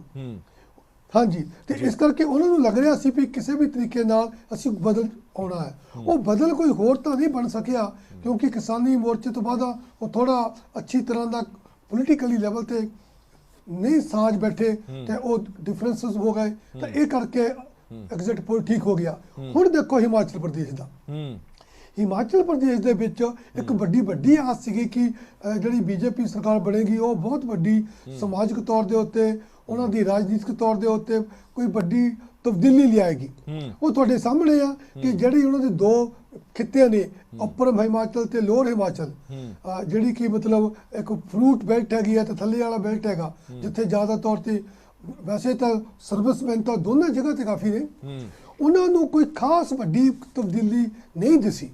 ਔਰ ਦੂਸਰੀ ਗੱਲ ਹੋਰ ਵੀ ਆ, ਜਦੋਂ ਕੋਈ ਨਵੀਂ ਪਾਰਟੀ ਪਾਵਰ 'ਚ ਆਉਂਦੀ ਆ, ਇਹਦਾ ਮਤਲਬ ਇਹ ਨਹੀਂ ਹੁੰਦਾ, ਨਵੀਂ ਪਾਰਟੀ ਨਹੀਂ ਮਤਲਬ ਜਿਹੜੇ ਪਹਿਲਾਂ ਕਦੀ ਸਰਕਾਰ ਨਾ ਬਣਾਈ ਹੋਵੇ, ਜਦੋਂ ਉਹ ਬਣ ਜਾਂਦੀ ਆ ਤਾਂ ਜਿਹੜੀ ਪਾਰਟੀ ਹਾਰਦੀ ਆ ਉਹ ਪਾਰਟੀ ਹਾਰ ਜਾਂਦੀ ਆ ਸਿਰਫ ਪਾਵਰ ਦੇ ਮਤਲਬ ਰੈਫਰੈਂਸ ਤੋਂ, ਲੇਕਿਨ ਸਮਾਜਿਕ ਲੈਵਲ ਤੇ, ਰਾਜਨੀਤਿਕ ਲੈਵਲ ਤੇ ਉਹਦੀਆਂ ਜਿਹੜੇ ਸੈੱਲ ਨੇ, ਜੜ੍ਹਾਂ ਨੇ, ਉਹ ਬਰਕਰਾਰ ਰਹਿੰਦੀਆਂ ਨੇ। ਐਦਾਂ ਤਾਂ ਨਹੀਂ ਹੈਗਾ ਕਿ ਹਿਮਾਚਲ ਦੇ ਵਿੱਚ ਕਾਂਗਰਸ ਪਾਰਟੀ ਜੇ ਪਾਵਰ ਤੋਂ ਬਾਹਰ ਹੋ ਗਈ ਆ ਤਾਂ ਉਹ ਹਿਮਾਚਲ ਦੀ ਰਾਜਨੀਤਿਕ ਪਿੜ ਤੋਂ ਬਾਹਰ ਹੋ ਗਿਆ, ਐਸਾ ਨਹੀਂ ਹੈ। ਕਾਂਗਰਸ ਨੇ ਉੱਥੇ ਆ ਕੇ ਬੜੀ ਜ਼ੋਰ ਨਾਲ, ਬੜੀ ਸ਼ਿੱਦਤ ਨਾਲ ਦੁਬਾਰਾ ਕੰਮ ਕੀਤਾ, ਕੋਸ਼ਿਸ਼ ਕੀਤੀ। ਅਸੀਂ ਬਾਹਰ ਕਿਉਂ ਹੋਏ ਹਾਂ? ਕਿਉਂਕਿ ਮੰਨਿਆ ਜਾਂਦਾ ਸੀ ਵੀਰਭੱਦਰ ਸਿੰਘ ਇੱਕ ਥੰਮ ਹੈ, ਉਸ ਤੋਂ ਬਾਅਦ ਸ਼ਾਇਦ ਨਹੀਂ ਹੋਵੇਗਾ। ਉਹ ਜਿਹੜਾ ਹਿਮਾਚਲ 'ਚ ਮੁੜ ਕੇ ਕਾਂਗਰਸ ਦਾ ਪੁਨਰ ਸਰਜੀਵਨ ਹੋਣਾ ਸਮਾਜ ਲੈਵਲ ਤੇ, ਉਹਦੇ ਨੂੰ ਲੱਗਿਆ ਕਿ ਹਾਂ ਵੀ ਉਹਦੇ ਨਾਲ ਦੇਖੋ ਤੁਸੀਂ ਆਮ ਆਦਮੀ ਪਾਰਟੀ ਦਾ ਉੱਥੋਂ ਭੱਜਣਾ, ਜਿੱਦਾਂ ਪਹਿਲਾਂ ਕਿਹਾ ਗਿਆ ਕਿ ਮੈਦਾਨ ਛੱਡਣਾ ਗੁਜਰਾਤ ਵਿੱਚ ਜ਼ਰੂਰੀ ਸੀਗਾ, ਹਿਮਾਚਲ 'ਚ ਜ਼ਰੂਰੀ ਨਹੀਂ ਸੀਗਾ। ਹਿਮਾਚਲ 'ਚ ਵਿੱਚ ਵੀ ਭੱਜਣਾ ਇਸ ਲਈ ਹੋ ਗਿਆ ਕਿਉਂਕਿ ਉੱਥੇ ਕਾਂਗਰਸ ਨੇ ਆਪਣੇ ਮੁੜ ਕੇ ਪੈਂਤਰਾ ਬਣਾ ਲਿਆ ਸੀਗਾ, ਪੈਰ ਬੰਦ ਲਏ ਸੀਗੇ, ਇਸ ਕਰਕੇ ਮੁਸ਼ਕਲ ਸੀਗਾ ਉੱਥੇ ਕਿ ਉਹ ਇੱਕ ਤੀਸਰਾ ਬਦਲ ਉੱਥੇ ਅੱਗੇ ਕਾਬਜ ਹੋ ਜਾਂਦਾ, ਕਿਉਂਕਿ ਐਂਟੀ ਇਨਕੁਮੈਂਸੀ ਸੀਗੀ ਉੱਥੇ ਹਿਮਾਚਲ 'ਚ। ਲੇਕਿਨ ਉਹ ਐਂਟੀ ਇਨਕੁਮੈਂਸੀ ਦੇ ਨਾਲ ਨਾਲ ਕਾਂਗਰਸ ਦਾ ਜਿਹੜਾ ਮੋਹ ਭੰਗ ਸੀ ਲੋਕਾਂ ਦਾ, ਉਹ ਮੁੜ ਕੇ ਉੱਧਰ ਨੂੰ ਜਾ ਰਿਹਾ ਸੀਗਾ ਤੇ ਇਹ ਲੱਗਿਆ ਕਿ ਸ਼ਾਇਦ ਆਮ ਆਦਮੀ ਪਾਰਟੀ ਇੱਥੇ ਆਪਣਾ ਉਹ ਜਿਹੜਾ ਖੇਲ ਆ ਨਾ ਖੇਲ ਪਾਵੇ ਜਿਸ ਤਰ੍ਹਾਂ ਪੰਜਾਬ 'ਚ ਹੋਇਆ। ਇਸ ਲਈ ਇਹ ਜ਼ਰੂਰੀ ਬਣਿਆ। ਜਦੋਂ ਅਸੀਂ ਗੱਲ ਕਰਦੇ ਹਾਂ ਗੁਜਰਾਤ ਦੀ, ਗੁਜਰਾਤ ਵਿੱਚ ਇੱਕ ਲੰਬੇ ਸਮੇਂ ਤੋਂ 25 ਸਾਲ ਤੋਂ ਵੀ ਜ਼ਿਆਦਾ ਇੱਕ ਪਾਰਟੀ ਸਰਕਾਰ, ਬੀਜੇਪੀ ਦੀ ਸਰਕਾਰ ਉੱਥੇ ਆ ਰਹੀ ਆ। ਉੱਥੇ ਵੀ ਦੇਖੋ ਤੁਸੀਂ ਬਹੁਤ ਤਰ੍ਹਾਂ ਦੀਆਂ ਬਦਲ ਫੇਰ ਆਏ ਨੇ। ਇੱਕ ਨਵਾਂ ਮਾਡਲ ਸੀਗਾ ਜਿਹੜਾ ਚੱਲ ਕੇ ਭਾਰਤ ਤੇ ਲਾਗੂ ਕੀਤਾ ਗਿਆ। ਉਸ ਮਾਡਲ ਤੋਂ ਬਾਅਦ ਭਾਰਤ ਦੇ ਲੈਵਲ 'ਚ ਕਈ ਤਰ੍ਹਾਂ ਦੀਆਂ ਟਰਾਂਸਫਰਮੇਸ਼ਨ ਆ ਗਈਆਂ, ਚਾਹੇ ਉਹ ਡੀਮੋਨੀਟਾਈਜੇਸ਼ਨ ਹੈ, ਚਾਹੇ ਉਹ GST ਹੈ, ਚਾਹੇ ਉਹ ਪ੍ਰਾਈਵੇਟਾਈਜੇਸ਼ਨ ਹੈ। ਇੱਕ ਮਾਡਲ ਦੇ ਨਾਲ ਇੱਕ ਦੇਸ਼ ਦੇ ਲੈਵਲ ਤੇ ਜਦੋਂ ਮਾਡਲ ਲਾਗੂ ਹੁੰਦਾ ਹੈ ਤਾਂ ਲੋਕਾਂ ਨੂੰ ਮਾਡਲ ਦੇ ਬੜੇ ਗੁਣ ਹੋਣਗੇ, ਮਾਡਲ ਦੇ ਬੜੇ ਇੱਕ ਫਲੇਵਰਾਉਂਟ ਹੈਗਾ, ਲੇਕਿਨ ਲੋਕਾਂ ਤੇ ਸੋਚਦੇ ਕਿ ਉਹਨਾਂ ਨੂੰ ਰੋਜੀ ਰੋਟੀ 'ਚ, ਰੁਜ਼ਗਾਰ 'ਚ, ਘਰ ਚਲਾਉਣ 'ਚ ਕੋਈ ਸਾਧਨ 'ਚ ਹੈਲਪ ਮਿਲਦੀ ਆ। ਜਦੋਂ ਉਹ ਦਿਸਿਆ ਤੇ ਹੌਲੀ ਹੌਲੀ ਜਿਹੜਾ ਤਮਕ ਸੀਗੀ ਉਹ ਕਿਤੇ ਪਾਸੇ ਕੁਝ ਸਾਲ ਤੱਕ ਚੱਲ ਗਈ। ਹੁਣ 10 ਸਾਲ ਤੋਂ ਜ਼ਿਆਦਾ ਚੱਲਣੀ ਕਿੰਨੀ ਸੰਭਵ ਹੈਗੀ ਆ, ਇਹਦੇ ਬਾਰੇ ਤਾਂ ਧਰਾਤਲ ਤੇ ਕੁਝ ਹੋਣਾ ਚਾਹੀਦਾ ਹੈ। ਇਸ ਗੱਲ ਨੂੰ ਲੈ ਕੇ ਕਾਂਗਰਸ ਉੱਤੇ ਗਈ ਹੈ। ਤੁਸੀਂ ਦੇਖੋ ਕਾਂਗਰਸ ਨੇ ਨਾ ਗੁਜਰਾਤ ਵਿੱਚ ਨਾ ਹੀ ਹਿਮਾਚਲ 'ਚ ਧਿਆਨ ਦਿੱਤਾ। ਕਾਂਗਰਸ ਤਾਂ ਭਾਰਤ ਜੋੜੋ ਰੈਲੀ 'ਚ ਪਈ ਹੋਈ ਆ, ਉਹ ਤਾਂ ਉੱਥੇ ਬਹੁਤਾ ਧਿਆਨ ਦੇ ਹੀ ਨਹੀਂ ਰਹੇ। ਉਹਦੇ ਬਾਵਜੂਦ ਵੀ ਜੇ ਹਿਮਾਚਲ 'ਚ ਕਾਂਗਰਸ ਜਿੱਤ ਰਹੀ ਆ, ਪੰਜਾਬ ਆਪਣੀਆਂ ਸੀਟਾਂ ਬਣਾ ਰਹੀ ਆ, ਜਾਂ ਗੁਜਰਾਤ ਵਿੱਚ ਵੀ ਕੁਛ ਆਪਣੀ ਗਰਾਊਂਡ ਗੇਨ ਕਰ ਰਹੀ ਆ, ਤਾਂ ਦੈਟ ਮੀਨਸ ਕਿ ਲੋਕਾਂ ਦੇ ਵਿੱਚ ਕਿਤੇ ਨਾ ਕਿਤੇ ਚਮਕ ਦਮਕ ਵਾਲੇ ਮਾਡਲ ਤੋਂ ਅਲੱਗ ਕੋਈ ਨਵੀਂ ਠੀਕ ਹੈ। ਜਿਹੜਾ ਅਕਸਰ ਕਿਹਾ ਜਾਂਦਾ ਕਿ ਗੁਜਰਾਤ ਮਾਡਲ ਦੇ ਨਾਮ ਤੋਂ ਤੁਸੀਂ ਬਹੁਤ ਸਾਲ ਵੋਟਾਂ ਲੈ ਲੀਆਂ, ਜਿੰਨਾ ਕੁ ਮਾਡਲ ਤੁਸੀਂ ਸਟੈਬਲਿਸ਼ ਕੀਤਾ ਉਹਨਾਂ ਤੁਹਾਨੂੰ ਵਾਪਸੀ ਮੁੜ ਗਿਆ। ਹੁਣ ਤੁਹਾਨੂੰ ਕੁਝ ਨਵਾਂ ਕਰਨਾ ਪਏਗਾ, ਧਰਾਤਲ ਤੇ ਦਿਖਾਣਾ ਪਏਗਾ। ਇੱਕ ਫਟਾਫਟ ਪ੍ਰੋਫੈਸਰ ਸਾਹਿਬ ਕੁਝ ਐਡ ਕਰ ਰਹੇ ਨੇ, ਹਿਮਾਚਲ ਬਾਰੇ ਗੁਜਰਾਤ ਤੇ ਉਦੋਂ ਬਾਅਦ ਫਿਰ ਆਪਾਂ ਦੁਬਾਰਾ ਹਿਮਾਚਲ ਨਹੀਂ ਛੇੜਨ ਦੀ ਲੋੜ ਹੈ। ਦੋ ਗੱਲਾਂ ਜਿਹੜੀਆਂ ਸਾਨੂੰ ਰਿਜ਼ਲਟ ਦੇ ਬਾਰੇ ਥੋੜੀਆਂ ਧਿਆਨ ਰੱਖਣ ਵਾਲੀਆਂ, ਇੱਕ ਤੇ ਬੀਜੇਪੀ 'ਚ ਜਿਹੜੇ ਰਿਬੈਲ ਬਾਗੀ ਹੈ ਉਹ 21 ਹੈ, ਥੋੜੇ ਨਹੀਂ ਹੈ, ਔਰ ਕਾਂਗਰਸ ਦੇ ਵਿੱਚ ਉਹ 7-8 ਆ। ਇਸ ਕਰਕੇ ਜਿੱਥੇ ਉਹ ਅੰਦਰੋਂ ਹੀ ਉਹਨਾਂ ਨੇ ਖੋਰਾ ਲਾਉਣਾ, ਉਹ ਬੀਜੇਪੀ ਤਾਂ ਵੀ ਥੋੜੀ ਜਿਹੀ ਡਰੀ ਹੋਈ ਆ। ਦੂਸਰੀ ਗੱਲ ਜਿਹੜੀ ਧਿਆਨ 'ਚ ਰੱਖਣ ਵਾਲੀ ਹੈ ਕਿ 36% ਪੱਕੀਆਂ ਵੋਟਾਂ ਜਿਹੜੀਆਂ ਉਹ ਕਾਂਗਰਸ ਕੋਲ ਆ ਤੇ ਇੰਨੀਆਂ ਹੀ ਬੀਜੇਪੀ ਕੋਲ ਆ ਉੱਥੇ। ਤੇ ਉਹ ਜਦੋਂ ਥੋੜਾ ਜਿਹਾ ਵੀ ਉਤਾਰ ਚੜਾ ਜਾ ਹੁੰਦਾ ਤੇ ਉਧਰ ਨੂੰ ਜਿਹੜੀ ਆ ਜਿੱਤ ਦੇ ਮਾਹੌਲ ਬਣ ਜਾਂਦਾ। ਇਸ ਕਰਕੇ ਉੱਥੇ ਇਹੀ ਮੰਨਣਾ ਠੀਕ ਰਹੂਗਾ ਕਿ ਘੱਟੋ ਘੱਟ ਕਾਂਟੇ ਦੀ ਟੱਕਰ। ਜੇ ਗੱਲ ਗੁਜਰਾਤ ਦੇ ਸੰਦਰਭ 'ਚ ਕੀਤੀ ਜਾਵੇ ਤਾਂ ਗੁਜਰਾਤ ਦੇ ਸੰਬੰਧ ਦੇ ਵਿੱਚ ਆਏ ਹੋਏ ਐਗਜ਼ਿਟ ਪੋਲ ਕੀ ਕਹਿੰਦੇ ਨੇ, ਉਹ ਤੇ ਵੀ ਇੱਕ ਨਜ਼ਰ ਪਾ ਲੈਣੇ, ਫਿਰ ਆਪਾਂ ਚਰਚਾ ਨੂੰ ਅੱਗੇ ਵਧਾਵਾਂਗੇ। ਗੁਜਰਾਤ ਦੇ ਸੰਬੰਧੀ ਅਸੀਂ ਇਸ ਚਰਚਾ ਨੂੰ ਅੱਗੇ ਵਧਾਵਾਂਗੇ। ਗੁਜਰਾਤ ਚੋਣਾਂ ਦੇ ਵਿੱਚ ਐਗਜ਼ਿਟ ਪੋਲ ਕੀ ਕਹਿੰਦਾ? ਚੈਨਲ TV9 ਕਹਿੰਦਾ ਭਾਜਪਾ 125 ਤੋਂ ਲੈ ਕੇ 130 ਸੀਟਾਂ ਲੈ ਕੇ ਜਾ ਸਕਦੀ ਹੈ। ਗੁਜਰਾਤ ਚੋਣਾਂ ਦੇ ਵਿੱਚ ਕਾਂਗਰਸ 40 ਤੋਂ 50, ਆਮ ਆਦਮੀ ਪਾਰਟੀ 3 ਤੋਂ 5। ਉਹ ਆਮ ਆਦਮੀ ਪਾਰਟੀ ਜਿਹੜੇ ਮੁੱਖ ਕਰਤਾ ਧਰਤਾ ਨੇ ਕਹਿੰਦੇ ਲਿਖ ਕੇ ਲੈ ਲਓ, ਸਰਕਾਰ ਸਾਡੀ ਗੁਜਰਾਤ ਦੇ ਵਿੱਚ ਆ ਰਹੀ ਹੈ, ਲਿਖ ਕੇ ਦੇ ਕੇ ਵੀ ਆਏ ਨੇ। ਰਿਪਬਲਿਕ ਚੈਨਲ ਜਿਸ ਦੇ ਵਿੱਚ ਉਹ ਇਹ ਦਾਅਵਾ ਕਰਦਾ 128 ਤੋਂ 148 ਸੀਟਾਂ ਹੋਰ ਜ਼ਿਆਦਾ ਵਧਾ ਦਿੱਤੀਆਂ। ਕਾਂਗਰਸ 30 ਤੋਂ 42 ਸੀਟਾਂ, ਆਮ ਆਦਮੀ ਪਾਰਟੀ ਸਿਰਫ 2 ਤੋਂ 10 ਸੀਟਾਂ ਲੈ ਕੇ ਜਾ ਸਕਦੀ ਹੈ। ਨਿਊਜ਼ ਐਕਸ ਦੀ ਜੇ ਗੱਲ ਕੀਤੀ ਜਾਵੇ ਤਾਂ 117 ਤੋਂ 140 ਸੀਟਾਂ ਭਾਜਪਾ ਲੈ ਕੇ ਜਾ ਸਕਦੀ ਹੈ, 34 ਤੋਂ 51 ਕਾਂਗਰਸ ਲੈ ਕੇ ਜਾ ਸਕਦੀ ਹੈ, ਔਰ ਆਮ ਆਦਮੀ ਪਾਰਟੀ 6 ਤੋਂ 13। ਇਹ ਗੁਜਰਾਤ ਚੋਣਾਂ ਦਾ ਐਗਜ਼ਿਟ ਪੋਲ ਹੈ। ਜਿਸ ਦੇ ਵਿੱਚ ਵੱਖ-ਵੱਖ ਦਾਅਵੇ ਕੀਤੇ ਜਾ ਰਹੇ ਨੇ। ਪਰ ਇਸ ਐਗਜ਼ਿਟ ਪੋਲ ਦੇ ਵਿੱਚ ਜ਼ਿਆਦਾਤਰ ਜਿਹੜਾ ਫੈਸਲਾ ਕੀਤਾ ਗਿਆ, ਐਗਜ਼ਿਟ ਪੋਲ ਦੇ ਜਿਹੜੇ ਅੰਕੜੇ ਲੈ ਕੇ ਨੇ ਉਹ ਬੀਜੇਪੀ ਦੀ ਜਿੱਤ ਦਿਖਾ ਰਹੇ ਨੇ, ਬੀਜੇਪੀ ਨੂੰ ਅੱਗੇ ਦਿਖਾ ਰਹੇ ਨੇ। ਪ੍ਰੋਫੈਸਰ ਮਨਜੀਤ ਸਿੰਘ ਜੀ, ਗੁਜਰਾਤ ਚੋਣਾਂ ਦੇ ਵਿੱਚ ਅਸੀਂ ਜਿੰਨਾ ਮਰਜ਼ੀ ਕਹਿ ਲਈਏ ਕਿ ਠੀਕ ਹੈ ਜੀ ਇਹ ਗੁਜਰਾਤ ਮਾਡਲ ਨਹੀਂ ਚੱਲਣਾ ਜਾਂ ਚੱਲ ਰਿਹਾ ਹੈ ਜਾਂ ਜੋ ਮਰਜ਼ੀ ਹੈ, ਪਰ ਇੰਨੇ ਸਾਲ ਇੱਕ ਸੱਤਾਧਾਰੀ ਧਿਰ ਦਾ ਕਾਬਜ ਰਹਿਣਾ, ਉਸ ਦੇ ਬਾਵਜੂਦ ਜਦੋਂ ਐਗਜ਼ਿਟ ਪੋਲ ਆਉਣ ਤਾਂ ਉਸੇ ਧਿਰ ਨੂੰ ਇਹ ਕਹਿਣਾ ਕਿ ਉਹਦਾ ਪਲੜਾ ਭਾਰੀ ਹੈ, ਤਾਂ ਫਿਰ ਇਹਨੂੰ ਆਪਾਂ ਕੀ ਕਵਾਂਗੇ? ਇਹ ਨਹੀਂ ਕਹਿ ਸਕਦੇ ਐਂਟੀ ਇਨਕੰਬੈਂਸੀ ਇੰਨੀ ਹੋਣ ਦੇ ਬਾਵਜੂਦ ਵੀ ਵਾਪਸੀ ਕਰਨਾ ਬਹੁਤ ਵੱਡੀ ਗੱਲ ਨਹੀਂ ਹੈ? ਦੇਖੋ ਜਿਹੜੀਆਂ ਚੋਣਾਂ ਨਾ ਉਸ ਦੇ ਵਿੱਚ ਜੇ ਕੋਈ ਪਾਰਟੀ ਤਹਈਆ ਹੀ ਕਰ ਲੇ, ਉਹ ਵੀ ਜਿਹਦੇ ਵਿੱਚ ਕੇਂਦਰ ਦੇ ਵਿੱਚ ਐਡੀ ਮਜ਼ਬੂਤ ਪਾਰਟੀ ਹੋਵੇ, ਉਹ ਵੀ ਜਿੱਥੇ ਅਮਿਤ ਸ਼ਾਹ ਤੇ ਨਰਿੰਦਰ ਮੋਦੀ ਜੀ ਪ੍ਰਧਾਨ ਮੰਤਰੀ ਉੱਥੋਂ ਨੂੰ ਬਿਲੋਂਗ ਕਰਦੇ ਹੋਣ ਔਰ ਉਹਨਾਂ ਦੇ ਮਾਡਲ ਤੇ ਪੂਰੇ ਦੇਸ਼ ਨੂੰ ਚਲਾ ਰਹੇ ਹੋਣ ਔਰ ਗਾਂ ਉਸ ਨੂੰ ਉਹਨਾਂ ਨੇ 2050 ਤੱਕ ਜਿੰਗਾ ਮਾਰੀਆਂ ਹੋਣ, ਫਿਰ ਉਸ ਗੱਲ ਤੇ ਉਹ ਤੇ ਸਿਰ ਧੜ ਦੀ ਬਾਜੀ ਲਾ ਕੇ ਲੜਨਗੇ। ਨੰਬਰ 1 ਇਹ ਪੁਆਇੰਟ, ਜਿੰਨੀ ਮਰਜ਼ੀ ਐਂਟੀ ਇਨਕੰਬੈਂਸੀ ਹੋਏ ਉਹਨਾਂ ਨੇ ਹਰ ਹਾਲਤ ਜਿਸ ਤਰ੍ਹਾਂ ਦਾ ਸ਼ਾਮਦਾਮ ਦੰਡ ਪੇਤ ਉੱਥੇ ਜਿੱਤਣਾ ਇਹ ਉਹਨਾਂ ਦਾ ਤਹਈਆ ਸੀਗਾ। ਦੂਜੀ ਤੁਸੀਂ ਦੇਖਿਆ ਨਹੀਂ ਹੈ ਕਿ ਐਨ ਇਲੈਕਸ਼ਨ ਤੋਂ ਪਹਿਲਾਂ ਮਹਾਰਾਸ਼ਟਰ ਦੇ ਵਿੱਚ ਉਹ ਸੈਮੀ ਕੰਡਕਟਰ ਵਾਲੀ ਫੈਕਟਰੀ ਲੈ ਗਏ, ਉਹ ਲੈ ਗਏ, ਆ ਲੈ ਗਏ, ਸਾਰਾ ਪੈਸਾ ਤੇ ਗੁਜਰਾਤ 'ਚ ਲੱਗ ਰਿਹਾ। ਤੇ ਇਸ ਕਰਕੇ ਗੁਜਰਾਤੀਆਂ ਨੂੰ ਵੀ ਇਹ ਨਜ਼ਰ ਆਉਂਦਾ ਕਿ ਠੀਕ ਹੈ ਸਾਡੀਆਂ 20 ਕਿਸਮ ਦੀਆਂ ਨਾਰਾਜ਼ਗੀਆਂ, ਉੱਥੇ ਬੇਰੁਜ਼ਗਾਰੀ ਆ, ਹੋਰ ਪੱਠਾ ਬੈਠਾ ਹੋਊ, ਆਮ ਬੰਦੇ ਨੂੰ ਨਹੀਂ ਰਾਹਤਾਂ ਮਿਲੀਆਂ ਜਾਂ ਸਿੱਖਿਆ ਤੇ ਸਿਹਤ ਦਾ ਜਿਹੜਾ ਸਿਸਟਮ ਨਹੀਂ ਬਹੁਤਾ ਵਧੀਆ ਬਣਿਆ, ਪਰ ਅਲਟੀਮੇਟਲੀ ਬੰਦੇ ਤੇ ਉਹ ਸਾਡੇ ਹੀ ਉੱਥੇ ਬੈਠੇ ਆ। ਜੇ ਅਸੀਂ ਆਪਣੇ ਹੀ ਪ੍ਰਧਾਨ ਮੰਤਰੀ ਨੂੰ ਹਰਾ ਕੇ ਜਾਂ ਉਹਦੀ ਪਾਰਟੀ ਨੂੰ ਹਰਾ ਕੇ ਕਿਸੇ ਹੋਰ ਨੂੰ ਲਿਆਵਾਂਗੇ, ਉਹਨੂੰ ਡਬਲ ਇੰਜਨ ਕਹੋ ਜਾਂ ਕੁਛ ਮਰਜ਼ੀ ਕਹੋ, ਤਾਂ ਉਸ ਦਾ ਕੋਈ ਬਹੁਤੀ ਅਕਲਮੰਦੀ ਵਾਲੀ ਗੱਲ ਨਹੀਂ ਹੋਊਗੀ। ਇਹੋ ਜਿਹੀ ਗੱਲ ਉੱਥੇ ਸਾਹਮਣੇ ਆਈ ਹੈ। ਜਿੱਥੇ ਤੱਕ ਗੁਜਰਾਤ ਦੇ ਐਤਕੀ ਕਾਂਗਰਸ ਦੇ ਅੱਗੇ ਆਉਣ ਦਾ ਸਵਾਲ ਸੀਗਾ, ਮੈਨੂੰ ਇਹ ਲੱਗਦਾ ਕਿ ਇੱਕ ਕਿਤੇ ਨਾ ਕਿਤੇ ਲੋਕਾਂ ਨੂੰ ਉਮੀਦ ਸੀਗੀ। ਉਹਦਾ ਕਾਰਨ ਆ ਪਿਛਲੀ ਵਾਰੀਆਂ ਜਿਹੜੀਆਂ ਮੁਕਾਬਲੇ ਤੇ ਜਿੰਨੀਆਂ ਸੀਟਾਂ ਕਾਂਗਰਸ ਨੂੰ ਮਿਲੀਆਂ ਸੀ, ਪਿਛਲੀ ਵਾਰੀ 99 ਮਿਲੀਆਂ ਸੀਟਾਂ ਬੀਜੇਪੀ ਨੂੰ ਤੇ 77 ਮਿਲੀਆਂ ਸੀਗੀਆਂ ਕਾਂਗਰਸ ਨੂੰ ਜੀ। ਤੇ ਇਸ 77 ਤੋਂ ਥੋੜਾ ਹੀ ਹੋ ਰਿਹਾ ਕਿਉਂਕਿ ਤੁਸੀਂ 92 ਲੈਣੀਆਂ ਤੇ ਜੇ ਹੈ ਨਾ ਜੀ 182 ਚੋਂ ਤੁਸੀਂ 92 ਲੈਣੀਆਂ, ਜੇ 92 ਤੇ ਜੇ ਥੋੜਾ ਜਿਹਾ ਹਮਲਾ ਹੋਰ ਮਾਰਦੇ ਤੇ ਉਹ ਕਰ ਸਕਦੇ ਸੀ। ਇਹ ਗੱਲ ਠੀਕ ਹੈ ਜੋ ਰੌਣਕੀ ਰਾਮ ਕਹਿੰਦੇ ਆ ਕਿ ਕਾਂਗਰਸ ਦੀ ਜਿਹੜੀ ਮੁੱਖ ਲੀਡਰਸ਼ਿਪ ਆ, ਰਾਹੁਲ ਗਾਂਧੀ ਜਾਂ ਹੋਰ ਸਾਰੇ, ਉਹਨਾਂ ਨੇ ਆ ਕੇ ਕੈਂਪੇਨ ਦੇ ਵਿੱਚ ਸਿੱਧੇ ਤੌਰ ਤੇ ਹਿੱਸਾ ਨਹੀਂ ਲਿਆ, ਹੋ ਹੱਲਾ ਇਹਨਾਂ ਨਹੀਂ ਕੀਤਾ, ਪਰ ਉਹਦੇ ਉਲਟ ਐਉਂ ਮੀਡੀਆ ਦੇ ਰਾਹੀਂ ਪੇਸ਼ ਕੀਤਾ ਜਾ ਰਿਹਾ ਸੀ ਕਿ ਕਾਂਗਰਸ ਤੇ ਉੱਥੇ ਮੁਕਾਬਲੇ ਤੋਂ ਬਾਹਰ ਆ, ਵੀ ਜਿਵੇਂ ਕੇਜਰੀਵਾਲ ਤੇ ਸਿੱਧੀ ਟੱਕਰ ਬੀਜੇਪੀ ਦੀ ਹੋਵੇ। ਅਮਿਤ ਨਹੀਂ ਚਿਹਰਿਆਂ ਦੀ ਸਮਝ ਲਓ ਤੁਸੀਂ ਵੀ, ਇੱਕ ਪਾਸੇ ਕੇਜਰੀਵਾਲ ਆ, ਪ੍ਰਧਾਨ ਮੰਤਰੀ ਬਣਨਾ ਚਾਹੁੰਦਾ, ਉੱਥੋਂ ਲਾਂਚ ਕਰਨਾ ਚਾਹੁੰਦਾ ਆਪਣੇ ਆਪ ਨੂੰ, ਦੂਜੇ ਪਾਸੇ ਇਨਕੰਬੈਂਟ ਪ੍ਰਧਾਨ ਮੰਤਰੀ ਹੈ ਜਿਹੜਾ ਕਹਿੰਦਾ ਕਿ ਮੈਨੂੰ ਉਤਾਰ ਕੇ ਦੱਸ ਵੀ ਲੜਾਈ ਸਾਰਾ ਮੀਡੀਆ ਅਖਬਾਰਾਂ ਉਹ ਲਿਖ ਕੇ ਦੇਵਾਂਗੇ। ਜਿਹੜਾ ਲਿਖ ਕੇ ਦੇਣ ਵਾਲੀ ਗੱਲ ਮੈਨੂੰ ਇੱਥੇ ਬੈਠਿਆ ਸੋਚ ਰਹੀ ਆ, ਵੈਸੇ ਉਹਨਾਂ ਦਾ ਠੀਕ ਹੀ ਲਿਖ ਕੇ ਦਿੱਤਾ, ਬੀਜੇਪੀ ਦੀ ਵੀ ਬਣੂਗੀ ਤੇ ਉਹਨਾਂ ਦੀ ਸਰਕਾਰ ਹੀ ਆ, ਕੋਈ ਬਹੁਤਾ ਫਰਕ ਨਹੀਂ ਹੈਗਾ। ਚਲੋ ਖਾਲਿਦ ਸਾਹਿਬ ਤੁਹਾਨੂੰ ਲੱਗਦਾ ਕਿ ਜੇ ਗੁਜਰਾਤ ਚੋਣਾਂ ਦੇ ਵਿੱਚ ਆਮ ਆਦਮੀ ਪਾਰਟੀ ਕੁਝ ਵੀ ਲੈ ਜਾਂਦੀ ਹੈ, ਹਾਲਾਂਕਿ ਆਮ ਆਦਮੀ ਪਾਰਟੀ ਤਾਂ ਸਰਕਾਰ ਬਣਾਉਣ ਦਾ ਦਾਅਵਾ ਕਰਦੀ ਹੈ, ਕੁਝ ਵੀ ਲੈ ਜਾਂਦੀ ਹੈ, ਜੋ ਕੁਝ ਵੀ ਲੈ ਜਾਂਦੀ ਹੈ ਉਹ ਇੱਕ ਪ੍ਰਾਪਤੀ ਵਜੋਂ ਆਮ ਆਦਮੀ ਪਾਰਟੀ ਕਹਿ ਸਕਦੀ ਹੈ ਕਿ ਦੇਖੋ ਅਸੀਂ ਪਹਿਲੀ ਵਾਰੀ ਇਲੈਕਸ਼ਨ ਲੜੀਏ ਖੁੱਲ ਕੇ ਤੇ ਪਹਿਲੀ ਵਾਰੀ ਸਾਡੇ ਕੋਲ ਇੰਨੀਆਂ ਸੀਟਾਂ ਆ ਗਈਆਂ, ਔਰ ਉਹਦਾ ਨੁਕਸਾਨ ਤੁਹਾਨੂੰ ਲੱਗਦਾ ਮੁੱਖ ਤੌਰ ਤੇ ਕਾਂਗਰਸ ਦਾ ਹੋਏਗਾ ਤੇ ਫਾਇਦਾ ਇਨਡਾਇਰੈਕਟ ਤਰੀਕੇ ਨਾਲ ਬੀਜੇਪੀ ਨੂੰ ਮਿਲ ਸਕਦਾ? ਦੇਖੋ ਮੈਂ ਗੁਜਰਾਤ ਦੇ ਇਲੈਕਸ਼ਨ ਦੇ ਬਾਰੇ 3 ਚੀਜ਼ਾਂ ਕਹਾਂਗਾ, ਬਾਅਦ ਤੁਹਾਡੇ ਸਵਾਲ ਤੇ ਵੀ ਆਉਣਾ। ਹਾਂਜੀ ਪਲੀਜ਼। ਪਹਿਲੀ ਚੀਜ਼ ਜਿਹੜੀ ਉੱਥੇ ਜਿਹੜਾ ਵਰਕ ਕਰਦਾ ਜਿਹੜਾ ਫੈਕਟਰ, ਉਹ ਫੈਕਟਰ ਹੈਗਾ ਜਿਹੜਾ ਧਰੂਵੀਕਰਨ ਗੁਜਰਾਤ ਦੇ ਬਾਅਦ ਦੇ ਵਿੱਚ 2014 ਤੇ ਬਾਅਦ ਇੰਡੀਆ 'ਚ ਕੀਤਾ ਹੈ, ਉਹ 2002 ਤੋਂ ਸ਼ੁਰੂ ਹੋ ਗਿਆ ਸੀਗਾ ਗੁਜਰਾਤ ਦੇ ਵਿੱਚ। ਉਹ ਇੱਕ ਫੈਕਟਰ ਹੈਗਾ ਜੀ। ਦੂਸਰਾ ਫੈਕਟਰ ਇਹ ਹੈ ਕਿ ਬੀਜੇਪੀ ਇੱਕ ਪਾਸੇ ਹੈ, ਬਾਕੀ ਸਾਰੀਆਂ ਪਾਰਟੀਆਂ ਇੱਕ ਪਾਸੇ ਹੈ। ਉੱਥੇ ਮੁਸਲਿਮ ਵੋਟ ਚਾਹੇ 7-8% ਹੈ, ਉੱਥੇ ਵੀ ਅਸਦੁਦੀਨ ਅਵੈਸੀ ਵੀ ਤੁਰਿਆ ਫਿਰਦਾ ਹੈ ਤੇ ਆਮ ਆਦਮੀ ਪਾਰਟੀ ਵੀ ਹੈ, ਕਾਂਗਰਸ ਵੀ ਹੈ, ਦੂਸਰੇ ਵੀ ਲੋਕਲ ਹੈਗੇ। ਤੀਸਰਾ ਹੈਗਾ ਜਿਹੜਾ ਅਮਿਤ ਸ਼ਾਹ ਤੇ ਫੈਕਟਰ ਹੈਗਾ ਨਰਿੰਦਰ ਮੋਦੀ ਦਾ, ਡੈਫੀਨਿਟਲੀ ਉਹ ਹਰ ਤਰ੍ਹਾਂ ਦਾ ਹਰਬਾ ਹੀਲਾ ਇਸਤੇਮਾਲ ਕਰਨਗੇ, ਗੁਜਰਾਤ ਹੱਥੋਂ ਨਹੀਂ ਜਾਣ ਦੇਣਗੇ।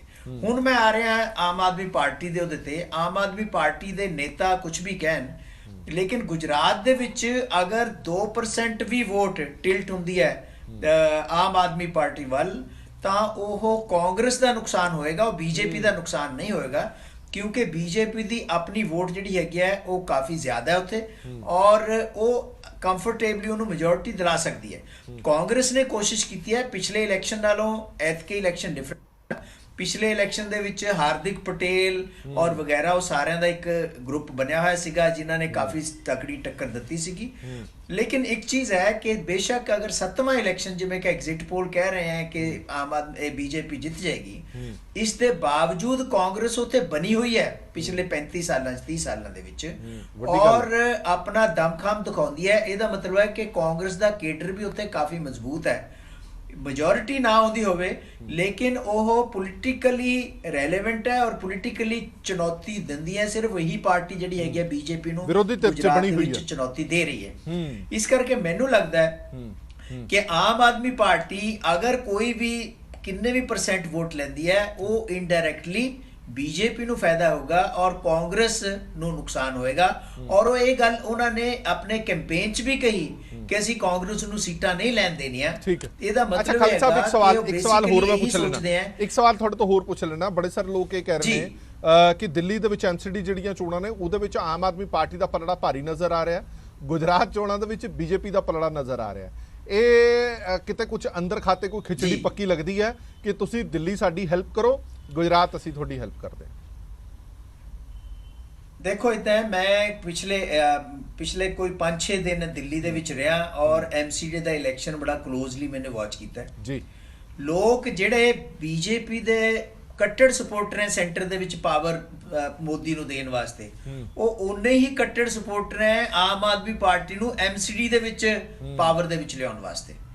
ਇਹ ਜਿਹੜੀ ਚੀਜ਼ ਹੈ ਉਹ ਤੋਂ ਇਦਾਂ ਲੱਗਦਾ ਹੈ ਕਿ ਜਿਹੜਾ ਇਹ ਕੇਡਰ ਇਦਾਂ ਲੱਗਦਾ ਜਿਵੇਂ ਕਿ ਇਕੱਠਾ ਹੀ ਹੈ। ਫੋਰ ਐਗਜ਼ਾਮਪਲ ਮੈਂ ਤੁਹਾਨੂੰ ਇੱਕ ਦਿਨਾ, ਜਿਹੜੀ ਅੰਨਾ ਹਜ਼ਾਰੇ ਦੀ ਮੂਵਮੈਂਟ ਸੀਗੀ ਐਂਟੀ ਕਰਪਸ਼ਨ ਮੂਵਮੈਂਟ ਜਿਹਦੇ ਵਿੱਚੋਂ ਕੇਜਰੀਵਾਲ ਜੀ ਨਿਕਲੇ ਹੈ, ਉਹਦੇ ਵਿੱਚ ਜਿੰਨਾ ਵੀ ਕੇਡਰ ਆਮ ਆਦਮੀ ਜਿਹੜਾ ਅੰਨਾ ਹਜ਼ਾਰੀ ਦੇ ਰੈਲੀਆਂ ਤੇ ਉਹਦੇ ਵਿੱਚ ਜਾਂਦਾ ਸੀਗਾ ਉਹ ਸਾਰਾ ਬੀਜੇਪੀ ਦਾ ਹੀ ਕੇਡਰ ਸੀਗਾ। ਬੀਜੇਪੀ ਭੇਜਦੀ ਸੀਗੀ ਕਿਉਂਕਿ ਉਸ ਵੇਲੇ ਉਹਨਾਂ ਨੂੰ ਉਹ ਸੂਟ ਕਰਦਾ ਸੀਗਾ। ਉਹਦੇ ਵਿੱਚੋਂ ਹੀ ਕੇਜਰੀਵਾਲ ਨਿਕਲੇ। ਤਾਂ ਇਸ ਕਰਕੇ ਜਿਹੜਾ ਦਿੱਲੀ ਦੇ ਵਿੱਚ ਵੋਟਰ ਦਾ ਇਹ ਕਹਿਣਾ ਕਿ ਅਸੀਂ ਕੇਂਦਰ ਦੇ ਵਿੱਚ ਮੋਦੀ ਨੂੰ ਵੋਟ ਦੇਾਂਗੇ ਔਰ ਐਮਸੀਡੀ ਦੇ ਵਿੱਚ ਕੇਜਰੀਵਾਲ ਨੂੰ, ਇਹਦਾ ਮਤਲਬ ਹੈ ਕਿਤੇ ਨਾ ਕਿਤੇ ਉਹਨਾਂ ਦਾ ਜਿਹੜਾ ਹੈਗਾ ਕੇਡਰ ਉਹ ਕਿਸੇ ਜਗ੍ਹਾ ਮੇਲ ਖਾ ਰਿਹਾ। ਇਹ ਗੁਜਰਾਤ ਦੇ ਵਿੱਚ ਜਿਹੜਾ ਹੈਗਾ ਡਿਫਰੈਂਟ ਇਸ਼ੂ ਹੈ। ਗੁਜਰਾਤ ਦੇ ਵਿੱਚ ਦਿੱਲੀ ਵਾਲਾ ਇਸ਼ੂ ਨਹੀਂ ਹੈ। ਗੁਜਰਾਤ ਦੇ ਵਿੱਚ ਬੀਜੇਪੀ ਦਾ ਕਮਿਟਡ ਕੇਡਰ ਹੈ, ਕਾਂਗਰਸ ਦਾ ਵੀ ਕਮਿਟਡ ਕੇਡਰ ਹੈ। ਆਮ ਆਦਮੀ ਪਾਰਟੀ ਕੋਸ਼ਿਸ਼ ਕਰ ਰਹੀ ਹੈ, ਸਰਕਾਰ ਤਾਂ ਖੈਰ ਬਹੁਤ ਦੂਰ ਦੀ ਗੱਲ ਹੈ, ਅਗਰ ਕੁਝ ਵੀ % ਵੋਟ ਲੈਂਦੀ ਹੈ ਉਹਦੇ ਨਾਲ ਬੀਜੇਪੀ ਨੂੰ ਫਾਇਦਾ ਹੈ, ਕਾਂਗਰਸ ਨੂੰ ਉਹਦਾ ਨੁਕਸਾਨ ਹੈ ਕਿਉਂਕਿ ਕਾਂਗਰਸ ਦੀ ਵੋਟ ਇੱਧਰ ਜਾਏਗੀ। ਠੀਕ ਹੈ, ਚਲੋ ਮੈਂ ਅੱਗੇ ਵਧਾਂ। ਪ੍ਰੋਫੈਸਰ ਰੌਣਕੀ ਰਾਮ ਤੋਂ ਲੈਣਾ, ਫਿਰ ਪ੍ਰੋਫੈਸਰ ਮਨਜੀਤ ਸਿੰਘ ਜੀ ਤੋਂ ਵੀ ਦਿੱਲੀ ਐਮਸੀਡੀ ਇਲੈਕਸ਼ਨ ਤੇ ਜ਼ਰੂਰ ਰਿਐਕਸ਼ਨ ਲਾਂਗੇ। ਪ੍ਰੋਫੈਸਰ ਰੌਣਕੀ ਰਾਮ ਜੀ, ਗੁਜਰਾਤ ਇਲੈਕਸ਼ਨ ਨੂੰ ਕਿਵੇਂ ਦੇਖਦੇ ਹੋ? ਕਿਉਂਕਿ ਇਹ ਕਹਿ ਰਹੇ ਨੇ ਕਿ ਦੇਖੋ ਇਹ ਸਰਵਾਈਵਲ ਦਾ ਸਵਾਲ ਕਾਂਗਰਸ ਲਈ ਖੜਾ ਹੋ ਜਾਏਗਾ, ਪਰ ਵੱਡਾ ਸਵਾਲ ਇਹ ਖੜਾ ਹੁੰਦਾ ਕਿ ਜੇ ਪਿਛਲੇ ਲੰਬੇ ਸਮੇਂ ਤੋਂ ਉੱਥੇ ਕਾਂਗਰਸ ਦੀ ਸਰਕਾਰ ਨਹੀਂ ਬਣ ਰਹੀ, ਇੱਥੇ ਤਾਂ 5 ਸਾਲ ਤੁਸੀਂ ਸੱਤਾਧਾਰੀ ਧਿਰ ਨਹੀਂ ਹੋ ਤਾਂ ਵਰਕਰ ਸੰਭਾਲਣੇ ਔਖੇ ਹੋ ਜਾਂਦੇ ਆ, ਲੀਡਰਸ਼ਿਪ ਟੁੱਟਣ ਲੱਗ ਜਾਂਦੀ ਹੈ। ਉਹ ਵੀ ਤੁਹਾਡੇ ਸਾਹਮਣੇ ਇੱਕ ਇੰਨੀ ਮਜ਼ਬੂਤ ਪਾਰਟੀ ਹੈ, ਮਜ਼ਬੂਤ ਲੀਡਰਸ਼ਿਪ ਖੜੀ ਹੈ, ਫਿਰ ਵੀ ਵਿਰੋਧੀ ਧਿਰ ਖੜੀ ਹੈ। ਇੰਨੇ ਸਾਲ 10 15 20 ਸਾਲ ਜਿੱਤਣ ਦੇ ਨਾ ਵੀ ਬਾਵਜੂਦ ਵੀ ਉਹ ਸਟਰੋਂਗ ਹੋ ਕੇ ਖੜੇ ਨੇ। ਇਹਦਾ ਮਤਲਬ ਕਿ ਕਾਂਗਰਸ ਆਪਣੀ ਹੋਂਦ ਬਚਾਉਣ ਦੇ ਵਿੱਚ ਹਲੇ ਵੀ ਕਾਮਯਾਬ ਹੈਗੀ ਹੈ। ਖਾਸ ਤੌਰ ਤੇ ਗੁਜਰਾਤ ਦੇ ਵਿੱਚ ਹਲੇ ਵੀ ਉਹ ਉਸ ਹੱਕ ਦੀ ਲੜਾਈ ਲੜ ਰਹੇ ਨੇ ਕਿ ਹਾਂ ਭਾਵੇਂ ਜਿੱਤੀਏ ਨਾ ਜਿੱਤੀਏ ਖੜੇ ਆ ਕਾਂਗਰਸ ਦੇ ਨਾਲ। ਰਪ੍ਰੀਤ ਜੀ, ਜਦੋਂ ਅਸੀਂ ਡਿਬੇਟ ਕਰਦੇ ਆ ਇਸ ਤਰ੍ਹਾਂ ਦੇ ਸਿਫੋਲੋਜੀ ਨੂੰ ਲੈ ਕੇ, ਤਾਂ ਅਸੀਂ ਇੱਕ ਮੇਜਰ ਜਿਹੜਾ ਸਾਡੇ ਡਿਬੇਟ ਵਿੱਚ ਅੰਸ਼ ਹੁੰਦਾ ਹੈ ਉਹ ਅਸੀਂ ਉਹਨੂੰ ਅਕਸਰ ਨਜ਼ਰ ਤੋਂ ਅੰਦਾਜ਼ ਕਰ ਦਿੰਦੇ ਆ।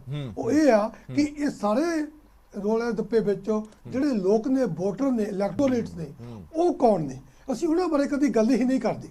ਦੂਜੀ ਗੱਲ ਹੋਰ, ਪਿਛਲੇ 20-25 ਸਾਲਾਂ ਤੋਂ ਇੱਕ ਨਵਾਂ ਕੰਮ ਆ ਗਿਆ, ਬੜੇ ਬੜੇ ਐਨਾਲਿਸਟ ਠੇਕੇਦਾਰ ਜਿੱਦਾਂ ਕਿ ਉਹ ਆਪਣੇ ਕਿਸ਼ੋਰ ਜੈਸੇ ਉਹ ਆ ਗਏ ਨੇ। ਉਹ ਕਿ ਉਹਨਾਂ ਨੂੰ ਅਲੱਗ-ਅਲੱਗ ਸੂਬਿਆਂ ਦੇ ਵਿੱਚ ਜਿਹੜੀ ਸੱਤਾਧਾਰੀ ਪਾਰਟੀ ਨੇ ਜਾਂ ਓਪੋਜੀਸ਼ਨ ਪਾਰਟੀ ਨੇ ਉਹਨਾਂ ਨੂੰ ਠੇਕੇ ਤੇ ਕਰ ਲੈਂਦੇ ਨੇ, ਉਹਨਾਂ ਨੂੰ ਇੰਗੇਜ ਕਰ ਲੈਂਦੇ ਨੇ। ਉਹ ਕਈ ਕਰੋੜ ਲੈ ਕੇ, ਆਪਣੇ ਬੜੇ ਬੜੇ ਕੰਪਿਊਟਰ ਲੈ ਕੇ, ਬੜੇ ਬੜੇ ਟੀਮਾਂ ਲੈ ਕੇ ਆ ਜਾਂਦੇ ਨੇ।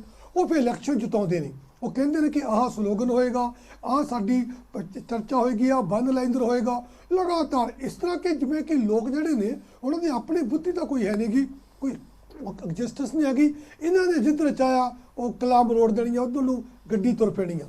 ਮਤਲਬ ਇਹ ਸਾਰਾ ਕੁਝ ਜਿਹੜਾ ਆਪ ਨੂੰ ਦੇਖਣ ਨੂੰ ਮਿਲਦਾ ਕਿ ਐਗਜ਼ੈਕਟ ਪੋਲ ਆ ਗਏ ਆ, ਉਹਨੇ ਇਹ ਕਹਿ ਦਿੱਤਾ।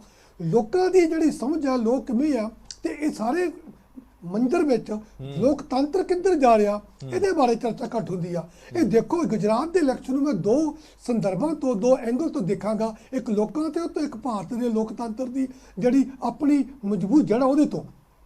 ਲੋਕਤੰਤਰ ਦੀਆਂ ਮਜ਼ਬੂਤ ਜੜ੍ਹਾਂ ਇਸ ਤੋਂ ਸਿੱਧ ਹੋ ਰਹੀਆਂ ਨੇ ਕਿ ਗੁਜਰਾਤ ਵਿੱਚ ਇੰਨੇ ਸਾਲੋਂ ਤੋਂ ਇੱਕ ਪਾਰਟੀ ਦਾ ਹੋਣਾ, ਉਹਦੇ ਬਾਵਜੂਦ ਵੀ ਵੱਖ-ਵੱਖ ਸੂਬਿਆਂ 'ਚ ਕਾਂਗਰਸ ਪਾਰਟੀ ਦਾ ਬੇਸ਼ੱਕ ਹਾਰ ਜਾਣਾ ਔਰ ਬਾਰ-ਬਾਰ ਕਾਂਗਰਸ ਮੁਕਤ ਭਾਰਤ ਦਾ ਅਲਾਪ ਲਾਉਣਾ, ਉਹਦੇ ਬਾਵਜੂਦ ਵੀ ਉਹ ਸੂਬੇ 'ਚ ਕਾਂਗਰਸ ਜਿਹੜੀ ਆ ਉਹ ਜਮੀ ਹੋਈ ਆ, ਭਾਵੇਂ ਥੋੜੇ ਲੈਵਲ ਤੇ ਹੈਗੀ ਆ, ਜਿੱਥੋਂ ਕਿ ਬਾਕੀ ਮਾਡਲ ਸਾਰੇ ਇੰਡੀਆ 'ਚ ਗਿਆ। ਇਟ ਸ਼ੋਜ਼ ਕਿ ਭਾਰਤ ਦਾ ਲੋਕਤੰਤਰ ਕਾਮਯਾਬ ਹੈ। ਉਹਦੇ 'ਚ ਲੋਕੀ ਚਾਹੁੰਦੇ ਨੇ ਕਿ ਅਪੋਜੀਸ਼ਨ ਰਵੇ, ਚਾਹੇ ਉਹ ਜਿਸ ਤਰ੍ਹਾਂ ਦੀ ਮਰਜ਼ੀ ਅਪੋਜੀਸ਼ਨ ਪਾਰਟੀ ਹੈ। ਅੱਛਾ, ਦੂਸਰੀ ਗੱਲ ਹੋਰ, ਭਾਰਤੀ ਜਨਤਾ ਪਾਰਟੀ ਕੋਈ ਓਵਰਨਾਈਟ ਨਹੀਂ ਆ ਗਈ। ਬਿਲਕੁਲ ਇਹਨਾਂ ਨੇ 75 ਸਾਲ ਤੱਕ ਵੇਟ ਕੀਤੀ ਹੈ, 70 ਸਾਲ ਤੱਕ ਵੇਟ ਕੀਤੀ ਹੈ। ਜੇ ਜਨਸੰਘ ਫਿਰ ਆ ਜੇ ਕਦੀ 1 ਸੀਟ ਹੁੰਦੀ ਸੀ, ਕਦੀ 2 ਸੀਟਾਂ ਹੁੰਦੀਆਂ ਸੀ, ਕਦੀ 4 ਸੀਟਾਂ ਆ ਗਈਆਂ, ਉਸ ਤੋਂ ਬਾਅਦ ਆ ਫਿਰ 203 303 ਸੀਟਾਂ ਆਉਣ ਲੱਗੀਆਂ। ਇੱਕ ਲੰਬਾ ਦਾਇਰਾ ਰਿਹਾ, ਲੰਬੇ ਦਾਇਰੇ ਤੇ ਰਹਿ ਕੇ ਲੋਕਾਂ ਦਾ ਮਨ ਜਿੱਤਿਆ, ਬਿਲਕੁਲ ਸਾਇਲੈਂਟ ਹੋ ਕੇ ਕੰਮ ਕੀਤਾ।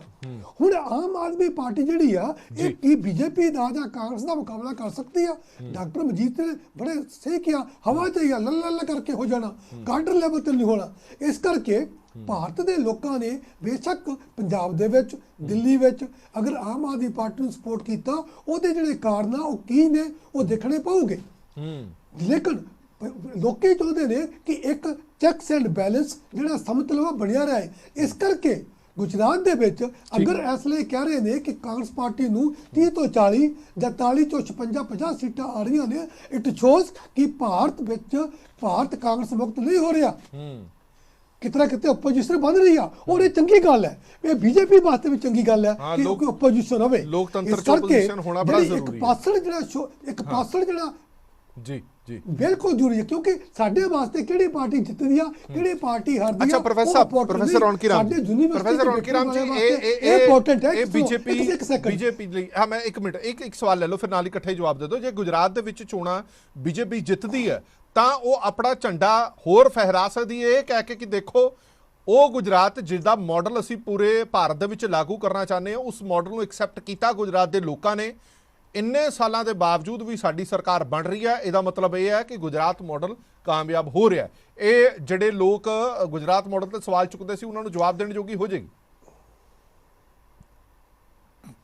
ਲੇਕਿਨ ਗੱਲ ਇਹ ਹੈ ਕਿ ਪ੍ਰਸ਼ਾਂਤ ਕਿਸ਼ੋਰ ਹੋਣਾ ਮਗਰੋਂ ਇਸ਼ੂ ਰੇਜ਼ ਕਰਨੇ, ਮਾਡਲ ਦੀ ਗੱਲ ਕਰਨੀ, ਲੋਕ ਜਿਹੜੇ ਨੇ ਉਹ ਇਹ ਐਕਸਪੈਕਟ ਕਰਦੇ ਨੇ ਕਿ ਮਾਡਲ ਕੋਈ ਵੀ ਹੋਵੇ ਕਿ ਉਸ ਮਾਡਲ ਦੇ ਨਾਲ ਉਹਨਾਂ ਦਾ ਜੀਵਨ ਦਾ ਸਤਰ ਅੱਗੇ ਵਧਿਆ, ਉਹਨਾਂ ਦੀਆਂ ਔਕੜਾਂ ਦੁੱਖ ਘੱਟ ਹੋਏ ਆ। ਬੇਸ਼ੱਕ ਜਿੰਨਾ ਮਰਜ਼ੀ ਮਾਡਲ 'ਤੇ ਰੌਲਾ ਪਾਈ ਜਾਓ, ਜਿੰਨੇ ਮਰਜ਼ੀ ਪੈਸੇ ਖਰਚ ਲਓ, ਧਰਾਤਲ 'ਤੇ ਜੇ ਚੇਂਜ ਨਹੀਂ ਆਏਗੀ ਤਾਂ ਲੋਕੀ ਨਾ ਤਾਂ ਆਪੋਜੀਸ਼ਨ ਨੂੰ ਨਾ ਹੀ ਪਾਰਟੀ ਦੇ ਪਾਵਰ ਨੂੰ ਉਹਦੇ ਨਾਲ ਅੱਖਾਂ ਮਿਚ ਕੇ ਚੁਣੂਗੇ। ਹੁਣ 21ਵੀਂ ਸਦੀ ਆ, ਅਸੀਂ 22ਵੀਂ ਸਦੀ 'ਚ ਐਂਟਰ ਹੋਣ ਵਾਲੇ ਆ। ਹੁਣ ਲੋਕਾਂ ਨੂੰ ਪਤਾ ਲੱਗ ਚੁੱਕਾ ਹੈ ਕਿ ਤੁਸੀਂ ਲੈਲੀਪੌਪ ਦੇ ਕੇ ਲੋਕਾਂ ਨੂੰ ਮਨਾ ਨਹੀਂ ਸਕਦੇ। ਪੰਜਾਬ ਦੇ ਕਿਸਾਨਾਂ ਨਾਲ ਤੁਸੀਂ ਜਿੰਨੀਆਂ ਮਰਜ਼ੀ ਗੱਲਾਂ ਕਰ ਲਈਆਂ, ਉਹਨਾਂ ਨੇ ਕਿਹਾ ਕਿ ਸਾਡੇ ਮੁੱਦੇ ਹੱਲ ਕਰੋ। ਹੁਣ ਉੱਠ ਰਹੇ ਦੁਬਾਰਾ ਫਿਰ ਉੱਠ ਰਹੇ ਆ। ਜਦ ਤੱਕ ਤੁਸੀਂ ਲੋਕਾਂ ਦੀਆਂ ਦੁੱਖ ਨਿਰਵਾਣ ਨਹੀਂ ਕਰਦੇ, ਤੁਸੀਂ ਜਿੰਨੇ ਮਰਜ਼ੀ ਮਾਡਲ ਲੈ ਲਓ, ਜਿੰਨੇ ਮਰਜ਼ੀ ਜਿਹੜੇ ਇਲੈਕਸ਼ਨ ਮੈਨੇਜਰ ਪੈਦਾ ਕਰ ਲਓ, ਜਿੰਨੇ ਮਰਜ਼ੀ ਕੰਪਿਊਟਰ ਟਰੱਕ ਲੱਦ ਕੇ ਸਟੇਟਾਂ 'ਚ ਲੈ ਕੇ ਉੱਥੇ ਵੱਡੇ ਸਕਰੀਨ ਲਗਾ ਕੇ ਦੱਸ ਦਿਓ ਕਿ ਸੈਂਸੈਕਸ ਥੱਲੇ ਆ, ਸੈਂਸੈਕਸ ਉੱਤੇ ਆ। ਜਦ ਤੱਕ ਹਰਪ੍ਰੀਤ ਜੀ ਤੁਸੀਂ ਆਪਣੀਆਂ ਸਮੱਸਿਆਵਾਂ ਦਾ ਹੱਲ ਨਹੀਂ ਲੱਭਣਾ, ਇਹ ਲੋਕਾਂ ਨੇ ਗੱਲ ਪੈ ਜਾਣਾ ਤੁਹਾਡੀ। ਠੀਕ ਹੈ, ਹਾਂਜੀ ਪ੍ਰੋਫੈਸਰ ਸਾਹਿਬ ਕੁਝ ਐਡ ਕਰ ਰਹੇ ਸੀ। ਹਾਂ ਬਿਲਕੁਲ, ਜਿੱਥੇ ਤੱਕ ਗੁਜਰਾਤ ਦਾ ਮਾਮਲਾ ਹੈਗਾ ਆ, ਪਹਿਲਾਂ ਇੱਕ ਗੱਲ ਆਪਾਂ ਸਮਝੀਏ ਕਿ ਦਿੱਲੀ ਤੋਂ ਸ਼ੁਰੂ ਹੋ ਜਾਓ। ਦਿੱਲੀ ਤੇ ਸਭ ਤੋਂ ਪਹਿਲਾਂ ਆਮ ਆਦਮੀ ਪਾਰਟੀ ਕਾਮਯਾਬ ਹੁੰਦੀ ਹੈ ਅਸੈਂਬਲੀ 'ਚ, ਇੱਕ ਵਾਰੀ 67 ਲੈਂਦੀ ਹੈ 17 'ਚੋਂ, ਦੂਜੀ ਵਾਰੀ 63 ਲੈਂਦੀ ਹੈ। ਤੇ ਉੱਥੇ ਮਾਂਜਿਆ ਕੌਣ ਗਿਆ ਦਿੱਲੀ ਦੇ ਵਿੱਚ? ਉਹ ਉੱਥੇ ਮਾਂਜਿਆ ਗਿਆ ਕਾਂਗਰਸ ਦੀ ਪਿਛਲੀ ਵਾਰ ਕਹਿੰਦੇ ਸ਼ਾਇਦ ਸਿਰਫ 5% ਹੀ ਵੋਟਾਂ ਸੀਗੀਆਂ। ਇਹ ਜਿਹੜਾ 2 ਪਾਰਟੀ ਸਿਸਟਮ ਇੱਕ ਨਵੀਂ ਕਿਸਮ ਦਾ ਬੀਜੇਪੀ ਕਾਂਗਰਸ ਮੁਕਤ ਭਾਰਤ ਕਰਕੇ ਕਰਨਾ ਚਾਹੁੰਦੀ ਆ, ਉਸ ਦਾ ਐਕਸਪੈਰੀਮੈਂਟ, ਕਾਮਯਾਬ ਐਕਸਪੈਰੀਮੈਂਟ ਦਿੱਲੀ ਹੈ। ਐਮਸੀਡੀ ਵੀ ਉਸੇ ਦਾ ਹਿੱਸਾ ਆ। ਉਹ ਬਿਲਕੁਲ ਇਹਨਾਂ ਨੂੰ ਜਿਤਾਉਣਗੇ, ਉਹਨਾਂ ਨੂੰ ਕੋਈ ਫਰਕ ਨਹੀਂ ਪੈਂਦਾ ਜਦੋਂ ਉਹਨਾਂ ਨੂੰ ਆਪਣੀ ਸੱਜੀ ਬਾਂਹ ਲੱਗਦੀ ਆ ਕੇਜਰੀਵਾਲ। ਇਹ ਜਿਹੜੇ ਪਿੱਛੇ ਬੰਦੇ ਬੈਠੇ ਆ, ਜਿਹੜੇ ਚੋਣਾਂ ਦੇ ਵਿੱਚ ਦਿਲਚਸਪੀ ਰੱਖਦੇ, ਜਿਨ੍ਹਾਂ ਦੇ ਹਿੱਤ ਆ, ਜਿਨ੍ਹਾਂ ਨੇ ਫੰਡ ਦੇਣੇ ਆ, ਉਹ ਬੰਦੇ ਇਹ ਚਾਹੁੰਦੇ ਆ ਕਿ ਕਾਂਗਰਸ ਮੁਕਤ ਭਾਰਤ ਹੋਵੇ। ਡੋਮੀਨੈਂਟ ਜਿਹੜੀ ਕਾਰਪੋਰੇਟ ਲੌਬੀ ਹੈ ਔਰ ਬੀਜੇਪੀ ਨੂੰ ਸਪੋਰਟ ਤੇ ਨੰਬਰ 2 ਦੇ ਉੱਤੇ ਜਦੋਂ ਕੋਈ ਅਲਟਰਨੇਟਿਵ ਆਉਣਾ ਤੇ ਉਹ ਕੇਜਰੀਵਾਲ ਦੇ ਝਾੜੂ ਪਾਰਟੀ ਦਾ ਆਵੇ। ਤਾਂ ਹੀ ਇਹ ਪਿਛਲੀ ਵਾਰੀ ਦੇਖੋ ਵੀ ਇਹ ਕਿਵੇਂ ਹੋ ਸਕਦਾ ਕਿ 67 ਜਾਂ 63 ਸੀਟਾਂ। ਤੁਹਾਨੂੰ ਇਹ ਲੱਗਦਾ ਕਿ ਕਾਡਰ ਬੇਸ ਪਾਰਟੀ ਹੈ ਕਾਂਗਰਸ, ਉਹਨੂੰ ਦਬਾਣਾ ਔਖਾ ਹੈ? ਬਿਲਕੁਲ। ਆਮ ਆਦਮੀ ਪਾਰਟੀ ਨੂੰ ਸੌਖਾ ਰਹੇਗਾ ਬੀਜੇਪੀ ਇਸ ਤੇ? ਨਹੀਂ ਜਿਹੜੀ ਆਮ ਆਦਮੀ ਪਾਰਟੀ ਹੈਗੀ ਹੈ ਉਹ ਤੇ ਜਿਸ ਤਰੀਕੇ ਨਾਲ ਅੱਜ ਕੱਲ ਇਵੈਂਟ ਮੈਨੇਜਮੈਂਟ ਆ, ਉਹ ਤੇ ਲੋਕਾਂ ਦੀ ਜਿਹੜੀ ਦੁਸ਼ਵਾਰੀਆਂ ਆ ਉਹਨਾਂ ਦੇ ਉੱਤੇ ਪਲੇ ਕਰਕੇ ਤੇ ਇੱਕ ਵਾਰੀ ਵੋਟਾਂ ਲੈ ਲੈਂਦੇ ਆ।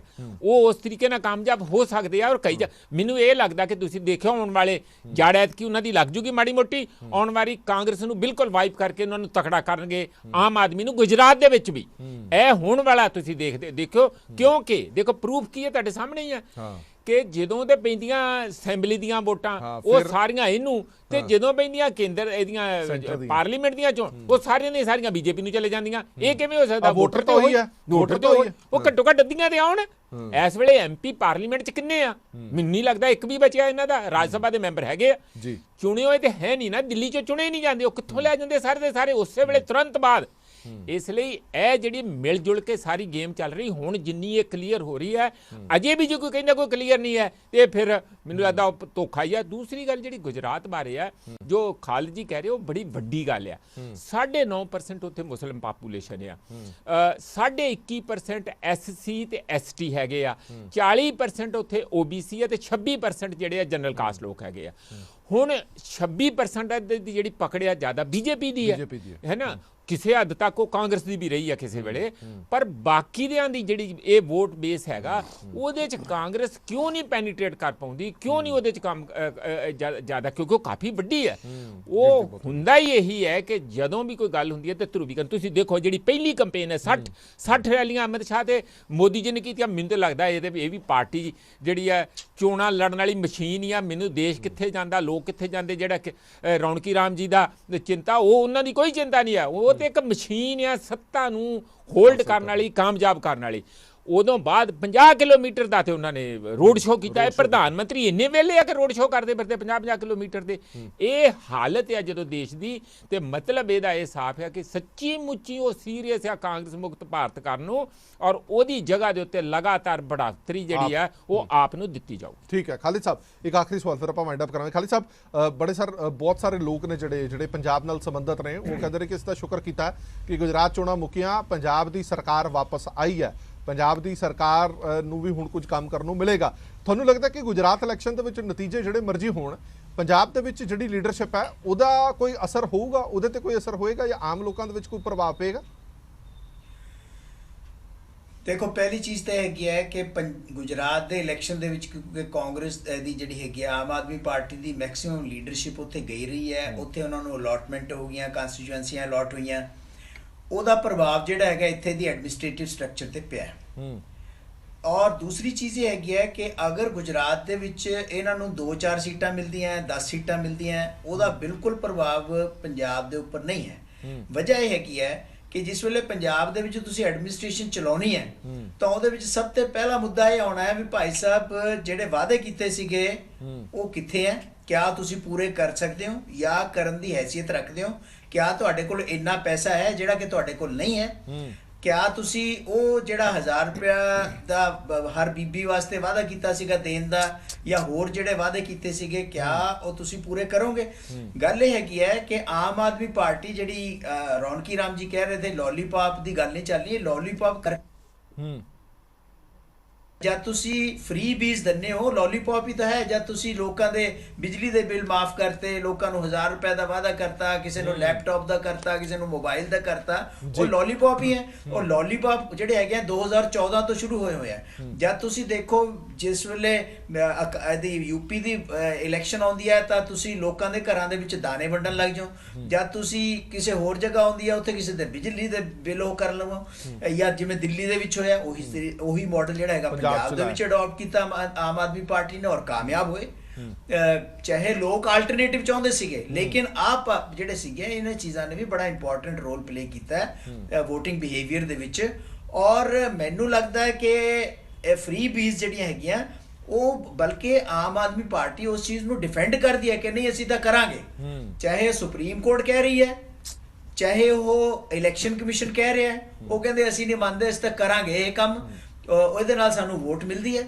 ਇਹਦੇ ਨਾਲ ਇਹਦਾ ਮਤਲਬ ਇਹ ਹੈਗਾ ਕਿ ਕੇਡਰ ਬਿਲਡ ਕਰਨ ਦੀ ਕੋਈ ਲੋੜ ਨਹੀਂ, ਆਈਡੀਓਲੋਜੀ ਦੀ ਕੋਈ ਲੋੜ ਨਹੀਂ, ਤੁਸੀਂ ਫ੍ਰੀ ਬੀਜ਼ ਦਿਓ, ਲੋਲੀਪੌਪ ਦਿਓ, ਇਲੈਕਸ਼ਨ ਜਿੱਤੋ। ਬਿਲਕੁਲ ਠੀਕ ਹੈ। ਚਲੋ ਬਹੁਤ ਬਹੁਤ ਧੰਨਵਾਦ ਤਿੰਨੇ ਮਹਿਮਾਨਾਂ ਦਾ ਇਸ ਖਾਸ ਵਿਚਾਰ ਚਰਚਾ ਦੇ ਲਈ। ਨਤੀਜਿਆਂ ਦਾ ਦਿਨ ਆਉਣ ਵਾਲਾ ਹੈ, ਨਤੀਜੇ ਹੀ ਸਾਫ਼ ਕਰ ਦੇਣਗੇ। ਪਰ ਲਗਭਗ ਤਿੰਨੇ ਮਹਿਮਾਨ ਇਹ ਜ਼ਰੂਰ ਸੋਚਦੇ ਨੇ ਕਿ ਵਿਰੋਧੀ ਧਿਰ ਦਾ ਸਟਰੋਂਗ ਹੋਣਾ ਆਪਣੇ ਆਪ ਦੇ ਵਿੱਚ ਇੱਕ ਸੁਨੇਹਾ ਜ਼ਰੂਰ ਦੇ ਰਿਹਾ ਹੈ ਕਿ ਲੋਕਤੰਤਰ ਹਲੇ ਜ਼ਿੰਦਾ ਹੈ, ਲੋਕਾਂ ਦੀ ਜ਼ਮੀਰ ਹਲੇ ਜ਼ਿੰਦਾ ਹੈਗੀ ਹੈ। ਜੇ ਲੋਕਤੰਤਰ ਦੇ ਵਿੱਚ ਇੱਕ ਵਿਰੋਧੀ ਧਿਰ, ਉਹ ਵਿਰੋਧੀ ਧਿਰ ਜਿਹੜੀ ਇੱਕ ਨਹੀਂ, ਦੋ ਨਹੀਂ, ਤਿੰਨ ਤਿੰਨ, ਚਾਰ ਚਾਰ ਟਰਮ ਨਹੀਂ ਆਈ, ਫਿਰ ਵੀ ਉੱਥੇ ਮੁਕਾਬਲਾ ਕਰ ਰਹੀ ਹੈ।